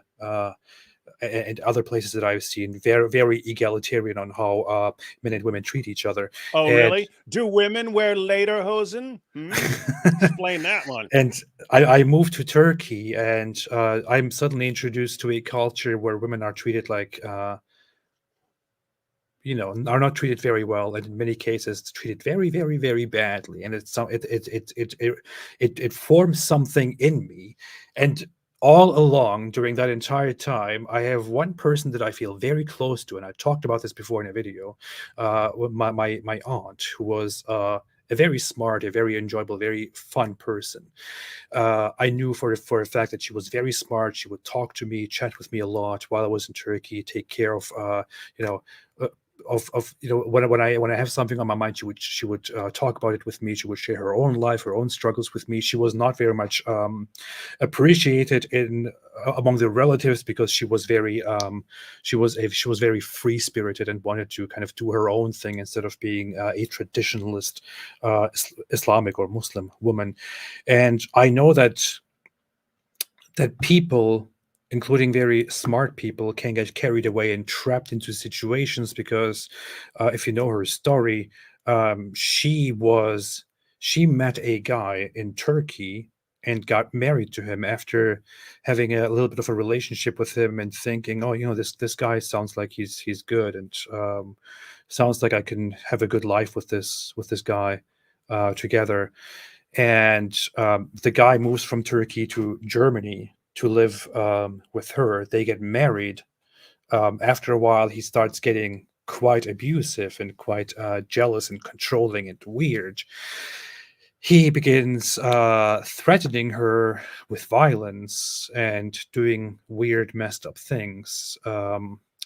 including just she's playing some game online, and some chess game or something online. And he's like, "What are you doing? Are you chatting with other guys? You are not supposed to go to work on your own anymore," and things like that. Long story short, she tells me about these things. I find it all messed up. One day, I come home from school. I sleep. I wake up, and the news are brought to me that she was shot in the middle of the street in broad daylight in Germany and killed. She was shot with, I think, he shot at her 12 times or something like that. No, I don't exactly know, but he shot her in her face after yelling at her in the middle of the street. By the way, she got a restraining order on him. I actually remembered that because of what Jordan Peterson just said. She got a restraining order on him. The police forbid him from coming close to her. It didn't matter at all. He made his plans. He was jealous. He didn't want to let go of this woman that he had in his possession. He illegally got himself a gun in Germany, which you normally can't get, especially with his such immigration background. He gets a gun, confronts her, waits all day, confronts her, shoots her, and she dies immediately.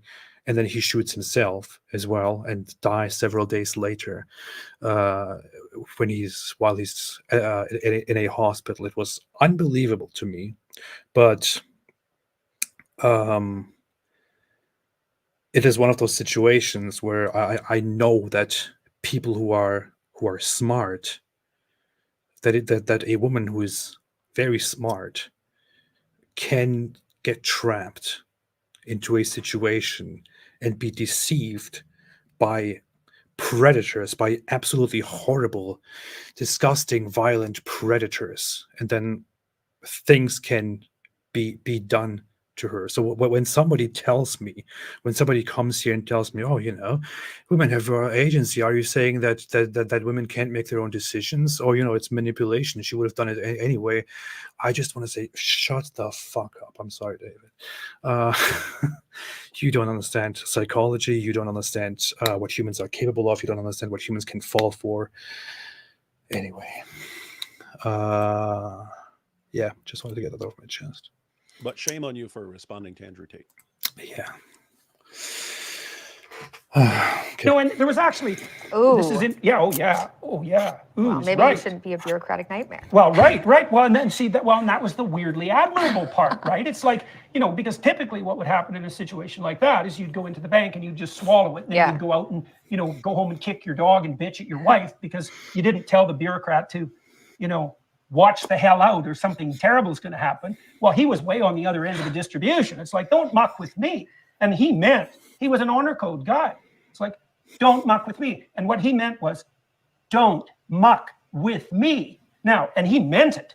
And there was something admirable about that, even though he was a very dangerous person and he had taken it way too far. But this is what I mean by complexity of the villain. It's like, well, he had the courage of his convictions. Let's put it that way. And so when you see someone like Andrew Tate, well, first of all, if you have any sense, you think this is a guy that's actually crawled in the ring. And the second thing you think is, well, just because his moral compass is warped and warped in a serious way on the electronic pimp front, and I think in a fatal way, personally, that's the highest likelihood, because I don't think you can do that without it permeating everything. Yeah. That doesn't mean that, he's a two-dimensional villain, or that there aren't things about him that are complex and interesting and potentially even admirable. Yeah. So put in a rather long-winded and complex way. Somebody Did you say long-winded? Yeah. It's long-winded. I know. Turkish, German. I also just said complexed when I should just say complex. So I'm not really good with words at the moment. But so yeah, put very simply, somebody like Andrew Tate might say things that some people might find very very interesting, and they might say, "Oh, look, he says a few good things here and there." In my opinion, Andrew Tate doesn't say. I haven't heard a single thing from him, and I want to be really fair, where I thought, good point. I don't think I've heard a single thing from. I might have heard something before where I thought, yeah, okay, right, sure, right, because it's very basic, very simple. But I haven't heard a single insightful thing from him so far. No, it's And anytime he says something remotely interesting, you can look on his dad's old Twitter account and his things his Yeah, dad used to say. His dad was his dad, I have to say, it was a smart and pretty original thinker, because he's just a, you know, weird sort of chess genius / guy with mental health issues, and so ends up with some interesting ways of looking at things, and Andrew Tate is raised with that. But whenever you see some interesting quotation or something from him, it's something he got from his dad, or it's basic self-help guru stuff that people could get from any other self-help guru. And so it's just, yeah, it's all a mask. It's all, hey, I'm here to exploit people and take advantage of people by any means necessary. And right now, the best way to do that is by portraying myself as a guy who's just out to help young men reach their full potential. yeah. Yeah.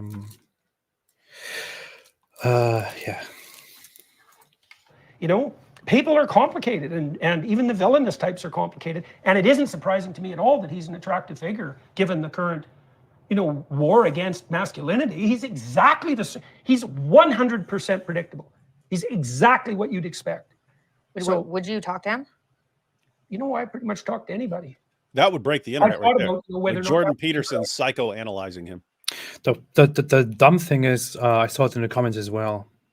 Some people are fans of both and still think, oh, you know, it would be amazing to see you guys talk together.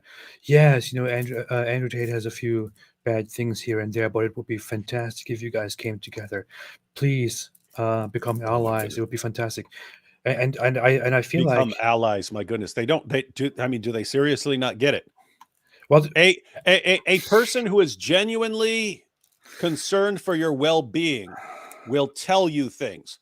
A manipulator might tell you exactly the same things, but it's to make you dependent on him, or to make you trust him or something. He will tell you. A manipulator has picked up in the course of his life what things to say to certain people they view as soft targets, people that can be manipulated. And they will tell you the exact same thing as someone who is genuinely concerned for your well-being. And they will slowly turn you in a direction where your entire purpose in life is serving them, even though you don't realize it because you've been manipulated. And so they look, oh, but, you know, Jordan Peterson saying, be strong, be strong, be strong. And, oh, Andrew Tate is saying, be strong, be strong. This is what I need to hear. These guys are on the same page. These guys have completely different motivations. yeah. I mean, I could say Andrew Tate is probably the only person that I know of at the moment where I think, I hope he goes to prison, and I hope he stays there for a very long time. Because there's part of me who thinks that. There's a part of me who thinks, okay, if he didn't do the stuff that he is accused of, I hope he walks, because my goodness, this guy will be like all the Dawa guys combined in how much damage they're doing to Islam. Yeah. Oh, we already know that much of what he's accused of is it's factual. It's true.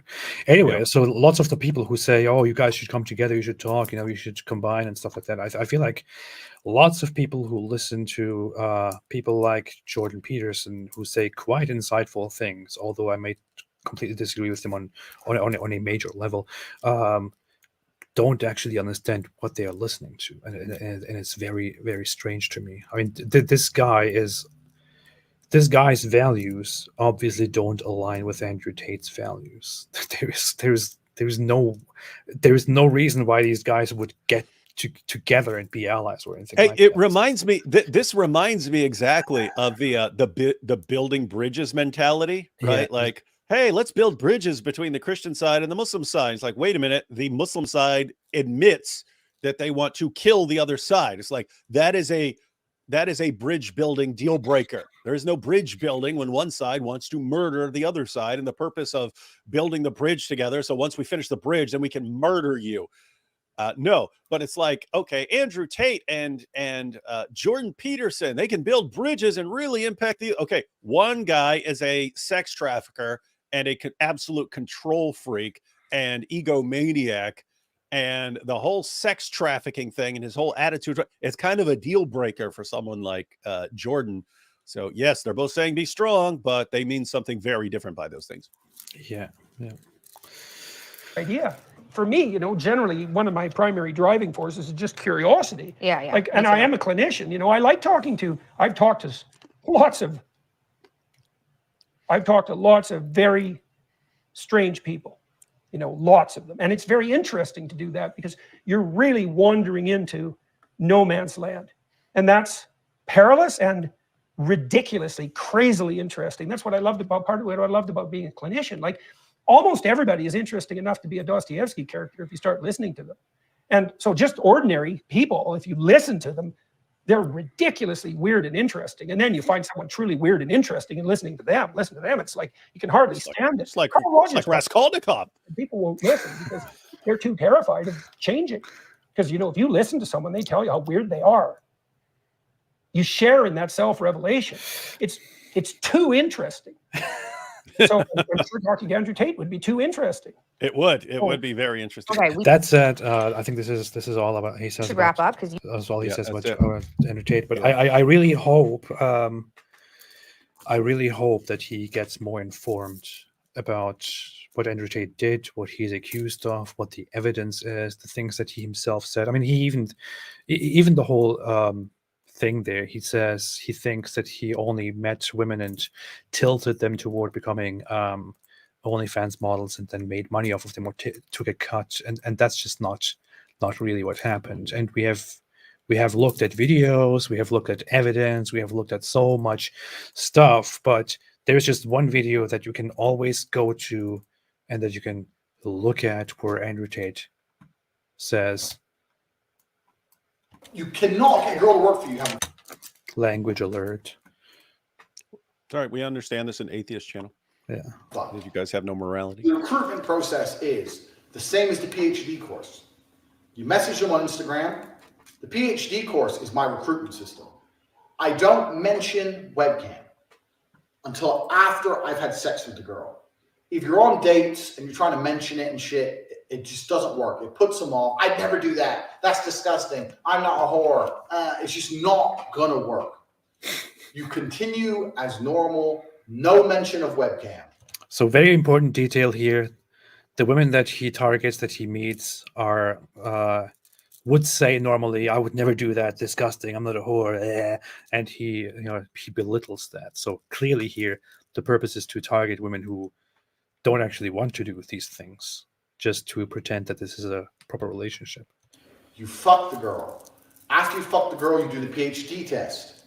If she passes the PhD test and she wants to be with you, then you start mentioning things like, yeah, but you know, you're always busy. You're always at work. You can come work for me. So, PhD means pimping hose degree, by the way, which is what he teaches on how to find a quality girl who will be obedient to you and who is good material for online videos and things like that. So you cannot try and approach girls to do webcam. Hi, do you want to do webcam? It's bullshit. It doesn't work.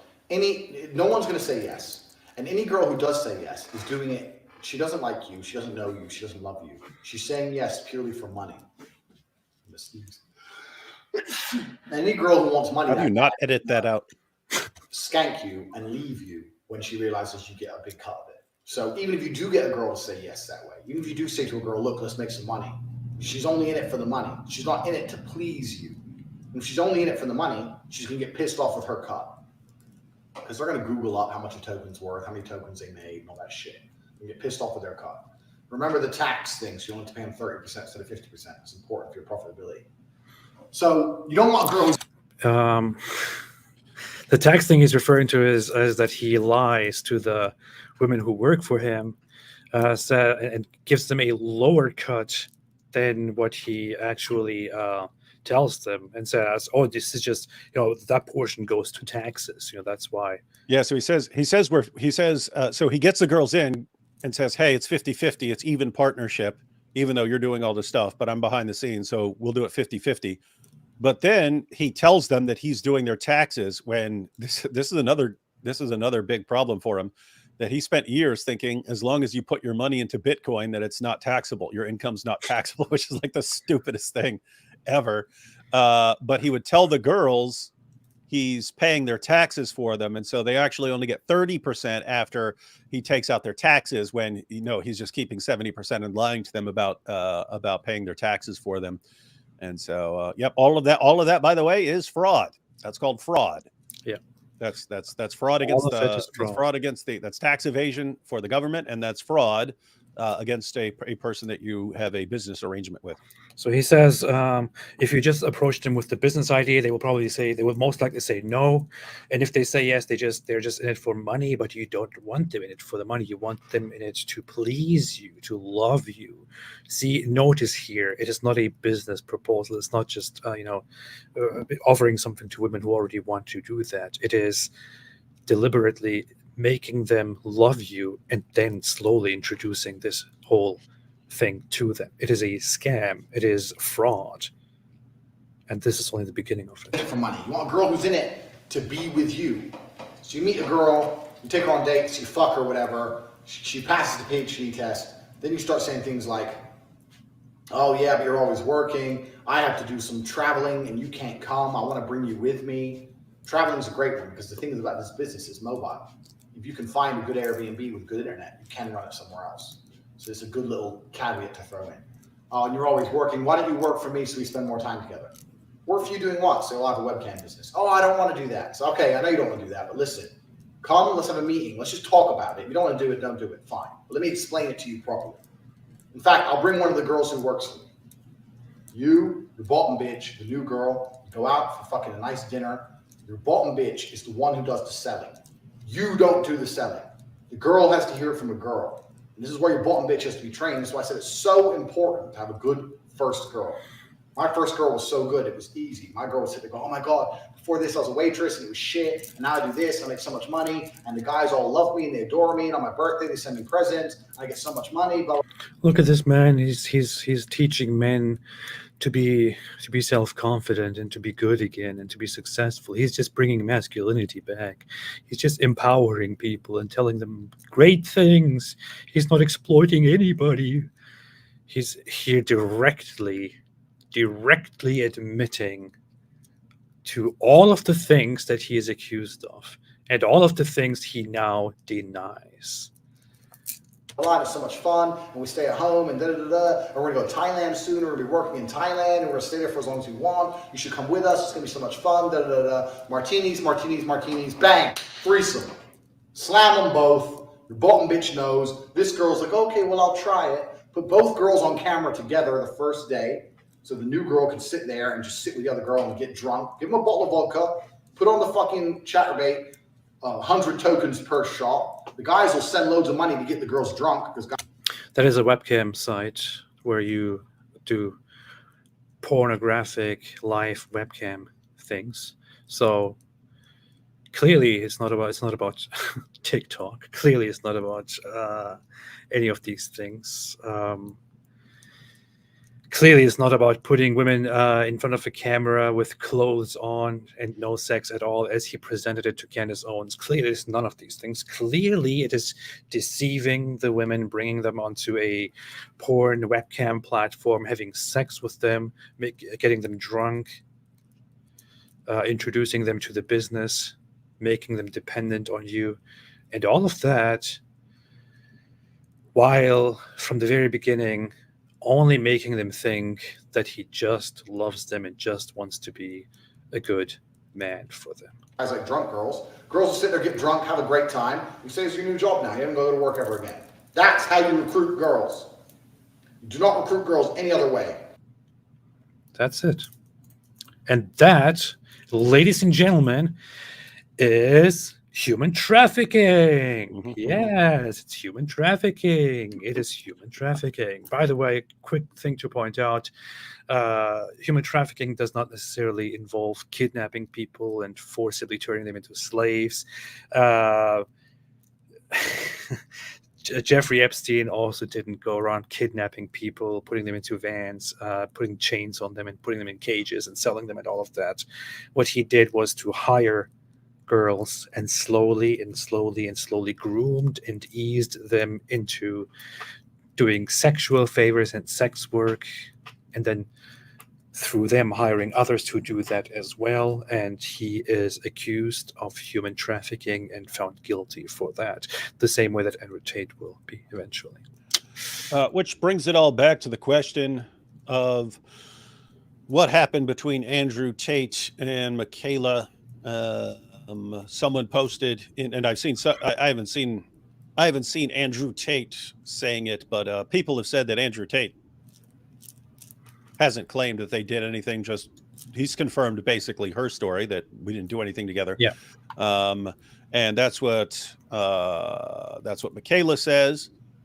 And so all the people who are saying, he banged her, that's why dad is mad about it. I mean, think if Jordan, this is how you have to look at stuff when people are making accusations, because guess what? You got a picture of Mikhaila Peterson, dressed nice beside Andrew Tate, has got his arm around her. Oh, look at that. What could that mean? Well, it could mean, they did something. It could mean they, met for business discussion or something like that, but looked like they were comfy together. So, hey, what's going on there?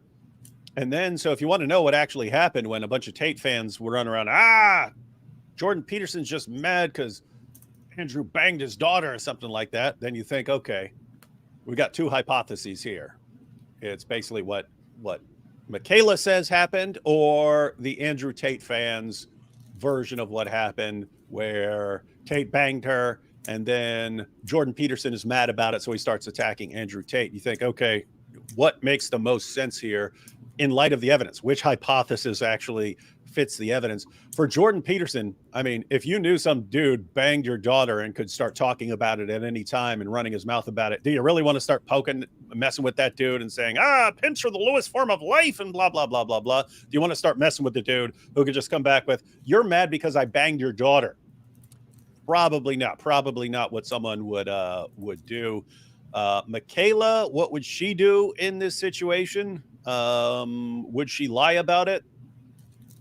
I don't know, because notice, if they did hook up or something like that, she could come out and say, yes, I hooked up, but it was a mistake, or she could lie about it, or she's telling the truth. So which one is most likely? Yes, you'd have to say, why would she be making up a story? But notice, you could imagine a scenario where she wouldn't want to acknowledge that she hooked up, and so she could lie about it. And so let's suppose the evidence is even there. And so it comes down mainly to Andrew Tate. This is a guy who is massively obsessed with controlling other people and with having things to hold over people's head to maintain control over them. If this dude the entire time is sitting on this trump card, where every time Jordan Peterson or Mikhaila says one word about me, he can say, I banged Mikhaila. That is exactly what he'd be doing, right? Or he'd be using it as a threat. And so the fact that Andrew Tate is, she's, what she said happened, that's what happened. Even as Jordan Peterson is blasting away at him and insulting him and calling him a pimp and the lowest form of life and so on, does not fit Andrew Tate. So him pursuing her sexually to make a lot of whole sense. Andrew Tate, we've seen him repeatedly say he's not interested in sex except as a means of controlling people. And we know the type of people that he likes to control. And so none of that fits. But yeah, with a guy who's a narcissist and obsessed with controlling other people and using whatever he can as a means to control other people, the idea that the Petersons are blasting away at him like that, mocking him, condemning him, and he's not blasting back with, nope, they really don't care. They really have no moral objection to me. They're just mad because I banged Mikhaila. The fact that he's not using that, I would say massively, massively favors the hypothesis that things are just as Mikhaila has said they are. And, I believe her side. Yeah, so I do too. I believe her side. I believe it. You heard it here, folks. The mystery has been solved unless some new relevant evidence or information comes in. The jury is in. To be honest, I don't really care. No, I wouldn't care either. I wouldn't care either. I wouldn't care. I only care in the sense that, notice it parallels the situation with like an ex-Muslim woman that hey, we don't have anything on her, so we'll just call her a whore and blah blah blah blah blah, and throw that in their face. And it's a means of responding when you have nothing else to respond to, right? So Jordan Peterson calls Tate the lowest form of human life. What do you say back to him? You want to get into an argument with him about what Tate did? No, because the evidence is clear on what Tate did. You don't want to take the conversation in that direction. You want a conversation stopper. And hey, you're just mad because he banged your daughter. Well, no, I'm not. I'm actually concerned about the impact. No. You're just mad because he banged your daughter. It's the same thing. It's the same thing with like you're only saying this because you're a dirty whore. You're only criticizing Islam because you want to go do OnlyFans and get banged by a bunch of dudes. It's just, hey, we don't want to actually engage with what you're saying. We want to stop we want to stop what you're saying. And so it's just another form of control. What's interesting is like you have Tate's like that. He likes complete control over his women, but then he's got all his fans and they become like an extension of it. So they run around, even though he's not saying she did this, they'll run around and do that. And it's just interesting that people will try to silence people by any means necessary. Andrew Tate has a lot of bottom bitches, as he calls them, on the internet, who are always there to defend him and sell him to us, which shows that that is the successful side of Andrew Tate. But I wish they can find better jobs or better things to do with their lives. Yep. Oh, better? Oh, so you have a moral code. Interesting. It's because you're scared. Yeah, you see this tweet here. It says from Andrew Tate from a long time ago. Only time you can beat her up without going to jail is during sex. You think I'm passionate, but really I just don't like you. You might think, oh, this is put in in a peculiar way. What he's basically saying is, I don't like her. I can beat her up during sex. Yeah. What I just do is want to beat her up. Yeah. So he'll say, so in other words, one of his cam girls upsets and annoys him and he wants to beat her. But hey, if I do it during sex, so I'll say, hey, let's have sex. And then I'll beat the crap out of her. And then I was just being, it was just a rough sex. So I'm good to go. Yeah. There's one interesting clip I want to show. By the way, I was supposed to be downstairs a few minutes ago. So I don't care. And then I have to bolt while you go through a bunch of dumb super chats. Personal ones, real ones, doesn't matter if they're on TV or any book. They're fucking dumb. Women are dumb. We know it. We're not supposed to say it, but it's fucking true. So I know one thing, which is that somebody who publishes videos of himself where he explains deeply the crimes that he committed, I would call that person dumb. I would call that like dumbest of the dumb. That is Andrew Tate. I spent years in prison, and lots of guys got broken down by detectives and interrogations and stuff like that, where you eventually admit what you did, and then you get to, you think of the dumbest of the dumb, the people who accidentally snitched on themselves or left a trail for cops to follow and stuff. You think these guys are really dumb, but I never saw anyone this dumb. As far as the ultimate self-snitch, no one was even close. If you took all the dumbness of all the people I've ever encountered in jails and prisons who self-snitched, this is like he's more than all of them combined.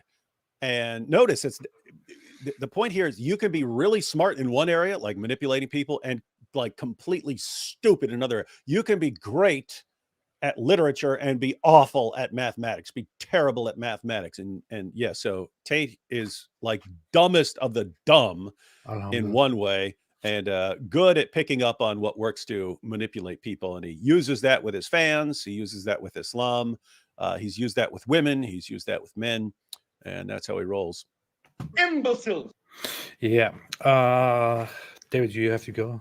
I found this a very interesting clip here. Wait, watch this clip and then I'll watch this. Okay. Yeah, the sun rotates. I'm not a slave of the scientists. We can obey whatever they say. Clearly, I can see the sun moving. Say no, the earth is moving. And what is how fast is moving?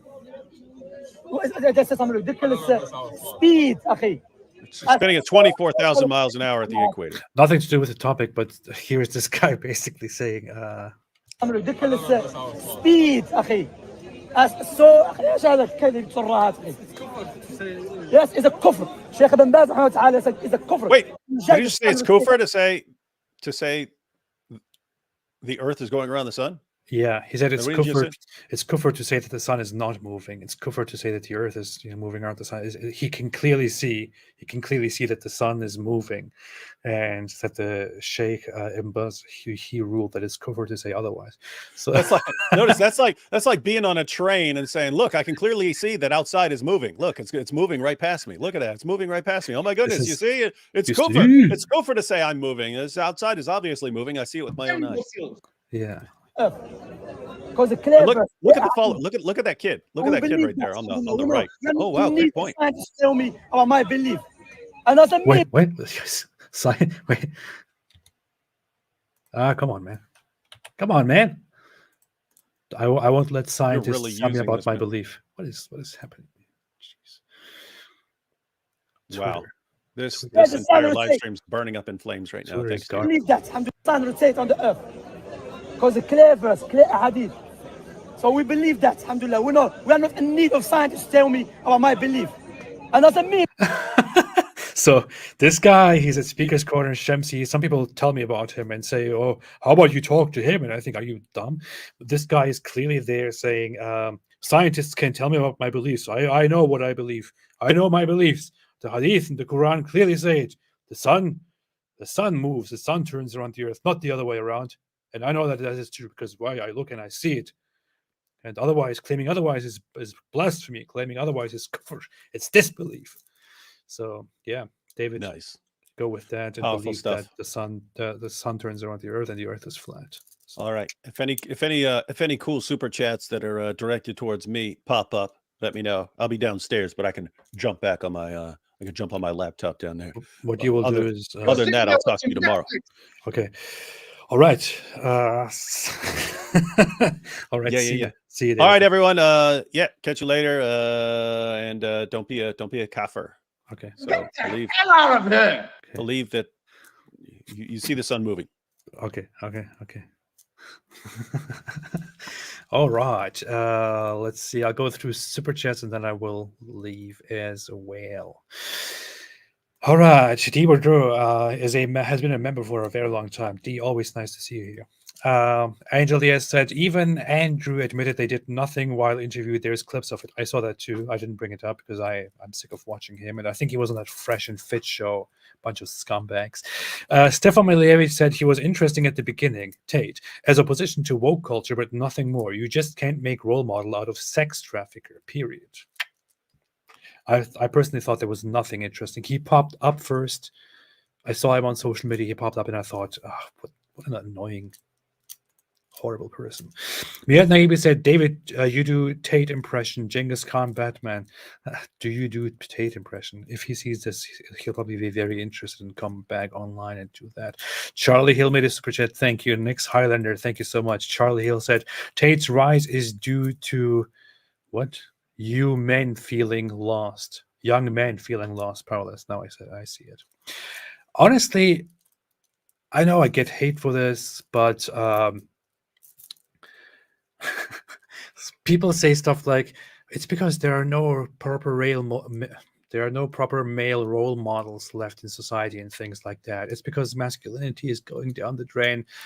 I'm sorry, but if I look back, nothing changed. Like literally nothing changed in the last 30, 40 years.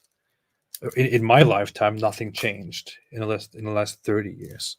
Or the ones that I was consciously aware of last 20 years. Nothing changed. We still have the same male role models. They are still around if you want to pick them, if you need them so much. I personally never really thought I need to follow some weirdo, some scumbag talking about how to be a man. I could learn it from different sources. I could learn it by myself. I could learn it from many proper sources instead of that garbage. But I just don't buy the whole idea of there are no proper male role models anymore. There were in the past. Nope. Maybe there were never proper male role models, but I don't know. But I don't buy that whole story. And the idea of masculinity dying, by the way, is a very very funny thing. That's people have said that forever, and I actually took a deep dive into it and found so many sources from centuries ago where people are worried that masculinity is going down the drain and masculinity is being lost, society is doomed, and things like that. This is just a never-ending paranoia. Yeah. And seriously, no proper male role models.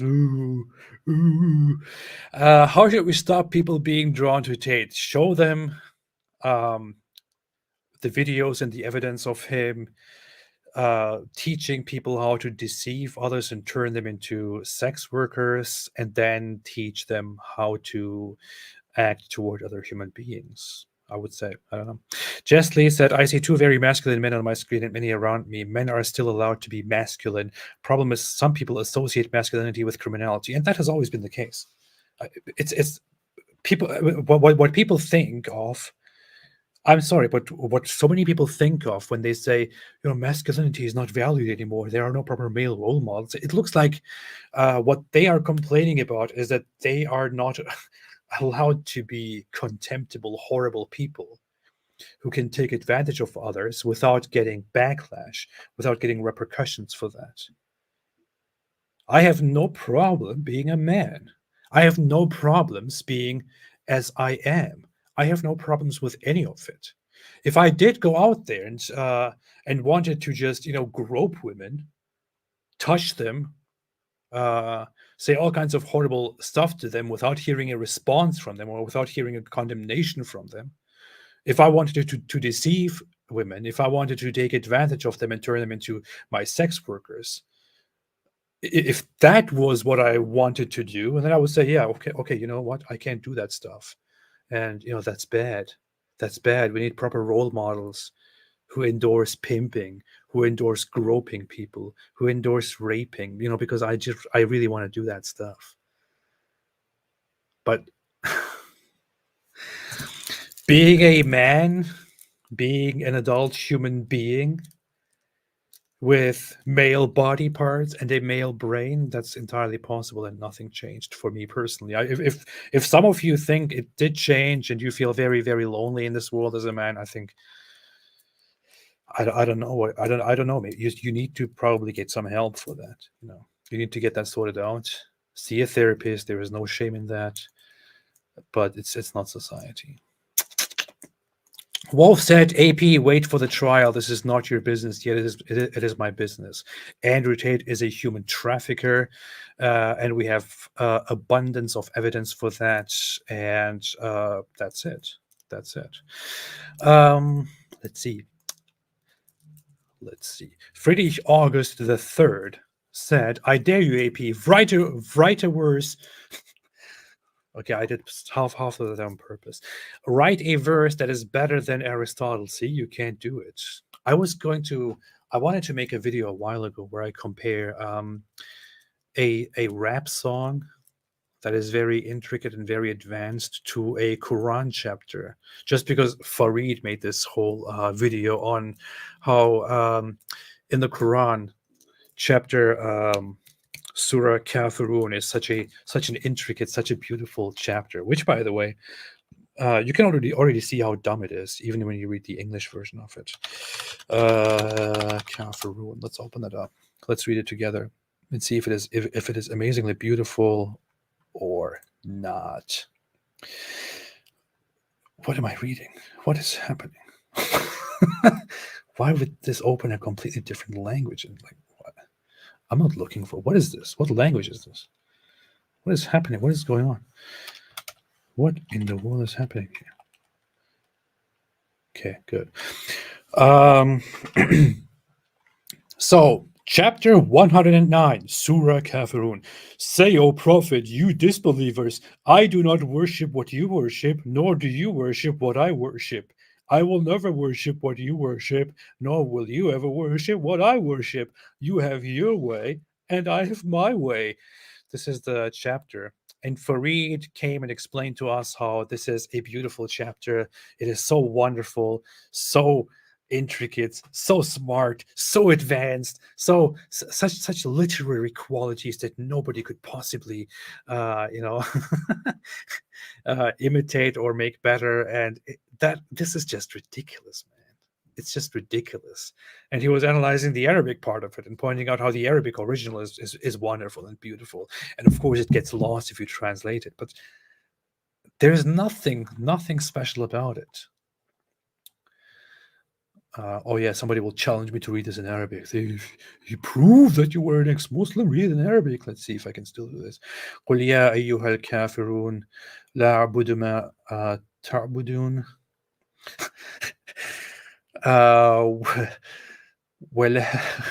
ولا أنتم عابدون ما أعبد. Excuse the mispronunciations and the mistakes here and there. I'm doing my best. I didn't do this in what feels like a lifetime, but what is probably something like 10 or 15 years. How old am I? When did I leave Islam? I don't even know anything anymore. Did I just read this? I don't know. ولا أنا عابد ما معبud. I'm completely embarrassing myself. Muslims will clip this and say, look, ex-Muslim can't even recite proper surah here. ولا أنتم عابدون ما أعبد لكم دينكم. I almost know that from memory. I'm trying not to read the rest and come up with the next with the rest of it. لكم دينكم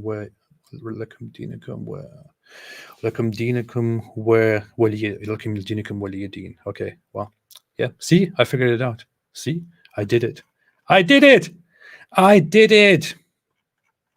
Anyway, and Fareed was saying this is a beautiful Quran chapter. I want to take this and compare it to something from. I would like to take something from a rapper that I actually like very much, but since I want it to appeal to popular culture and something that lots of people are aware of, I guess I could just go for an Eminem song and compare this to an Eminem text and ask, is this better or is this better? I already asked ChatGPT, by the way, and ChatGPT told me that Lose Yourself by Eminem is more intricate, more advanced, more complicated, more deep than the Quran, and which is just completely unacceptable, Islamophobic. Yeah. I don't even remember it anymore. See, that's it. Miat Naiwi said Sean Strickland from UFC destroys Tate. Check it. I don't know who that is, but I'll check it out. Thank you. I'll do this. Apollo's Christian Apologetics said, humble opinion, while virtue needs intent, results must also be considered. So the extreme of selling yourself would be something like suicide by choice. This is too deep for me right now. I don't have anything left in my head anymore after talking about Andrew Tate. No, but yeah, I get your point. You're sick. You are sick. Dawn OC said episode of Muhammad's Boom Boom Room starring Friedrich Nietzsche confirmed. We talked about this with David. We'll see what happens. Jess Lee said, I really hope we are waking up to the idea that even people who groom adults are bad people, such as pimps and PUA. You have to be a narcissist or a sociopath to act like that. What I find very interesting, lots of people shared when Donald Trump several months ago published a video where he talked about human trafficking, because he had just seen that movie that came out, which I still didn't watch. What was it called? That movie on human trafficking. Somebody say it in the chat. When he published that video, he actually said something quite interesting. And I'm not a fan of Donald Trump, but he did say something there that people who are fans of Donald Trump and Andrew Tate should probably have noticed. Yeah, Sound of Freedom. Thank you, Chad. What he said in that video is that human trafficking is a horrible thing that is going on, and lots of children are being targeted. But then he said at the end of that video that that the number one victims are actually not children. The number one victims are women. That's what Donald Trump said. It's not me saying it. It's not some woke person saying it. It's not some progressive saying it. Not some feminist or whatever you want to call it saying it. It's Donald Trump pointing out something accurate. He actually said that the number one victims in human trafficking are actually women. Number two are children, and this is happening on a large scale around the world for really messed up purposes, primarily for sex and then labor. Yeah. Kay Hamilton made a super chat. Thank you so much. I really appreciate it. Thank you so much. Thank you so much. Did Trump lie though? No, of course he was completely right about that. He's right about that. In human trafficking, women are the primary victims. It's not kids. But people are more emotionally. People react to it more emotionally when they hear about kids. And yes, also for organs, Zagros, thank you. Kay Hamilton said 15 years old. Wow, when even the Tate brothers have higher standards than their fake prophet. I couldn't predict that this is going there, but yes. As far as we know, Andrew Tate's youngest victim that he groomed was 15 years old when they met. But that's only what we know so far. Maybe there was more. I'm not sure. I'm not entirely sure about that. William said Taken was good. Taken was an interesting movie, an entertaining movie to watch. I think mostly it is known nowadays for that whole that scene. How does it go? I will be looking for you. I will find you, and I will kill you, or something like that. But here's the issue: in Hollywood, human trafficking has so often been depicted in such a way that that people think human trafficking is all kidnapping, throwing them into a dark vehicle, putting them in chains and cages and selling them and things like that.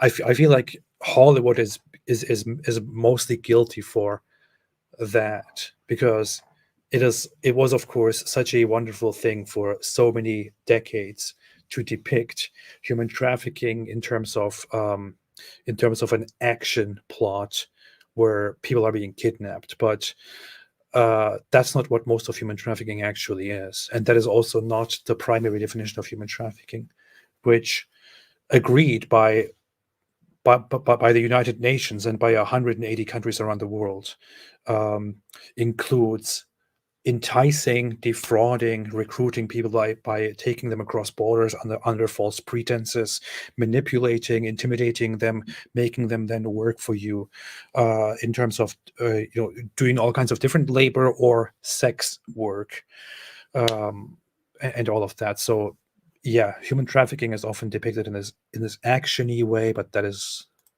not the real picture. HD Infinity said Tate should do dawah. He's a pro at Islamic teachings. I would say that even Islam has standards. Even Islam has standards. Even in an Islamic state, if Andrew Tate did what he did in his lifetime, he would be executed. Even Islam has standards, because you can't just take random women and turn them into online porn actresses by deception. No, you have to become a Muslim fighter and then take your opponents, your enemies, the enemies of Islam, and then take them as sex slaves. Even Islam has standards, let's be fair here. Mr. Krangus said, maybe you guys are super jealous of the tater tots. Absolutely. Sarcasm. Thanks, AP and Doc D. Sounds weird.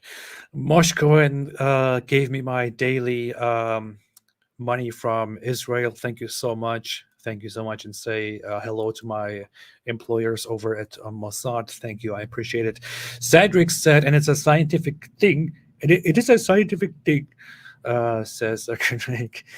Gorno's Bulldozer said, are you dehydrated from doing jihad all day? Try Zemzem water. Zemzem water is a radical drink for a radical Muslim who needs his electrolytes. That sounds pretty good, actually.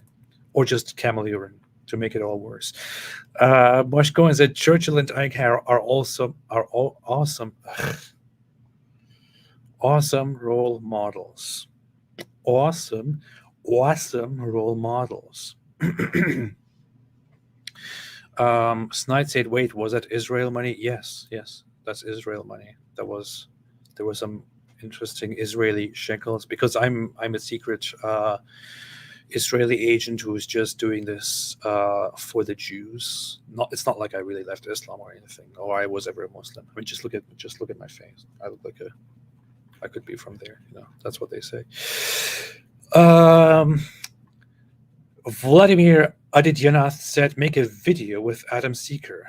Maybe one day. Heard of him, never talked to him. Maybe one day. Cedric said, nobody cares about women more than I do. Nobody cares about women more than I do. Gordon Ice Bulldozer says, sorry, but I had to do it and you should too. I don't know what you're talking about. You mean drinking Zamzam water? Or what are you talking about? I don't know. Don't do that. Yeah, you're a Jew. I knew it. Yes, see, exposed. Yes, is real. Yeah, it's real. Zamzam sounds like a pronoun. My pronouns are Zamzam. Or my pronouns are Zamzam and whatever. Count Booga said, yes, you're doing well, AP. Us Jews are proud. Oh, thank you, man. Thank you. I'm very relieved about that. Thank you. I'm not sure if I'm always making them happy, but I'm trying to do my best. Yeah. All right. Okay. Thanks, everybody. I will go and have a good day. Oh yeah, Thermite said, "Schlachen." I don't know how to read Hebrew at all. I'm just pretending. I hope he said something good. This probably said something horrible, and I just put it on the screen here. I don't know. Who knows nowadays? First said, AP, go on trigonometry. I actually watch trigonometry. I think it's a very, very nice channel. Konstantin is a funny guy. The other one too, I hope he never hears this because I forgot what his name is. What's the other guy's name? Konstantin Kissen, and so the other guy is so irrelevant that nobody cares about him, and I don't even know what his name is. I recently went there and actually said that he might be a pimp, and so he saw that. So I think he won't take this very badly. What's his name? Francis? Okay, Francis. Thank you, Zagros. Yeah, Konstantin and Francis. Yeah. Okay, it's Francis. No, I really like Konstantin's balanced approach to things, and I think he's an interesting person with integrity, and I really respect those guys. I like their channel.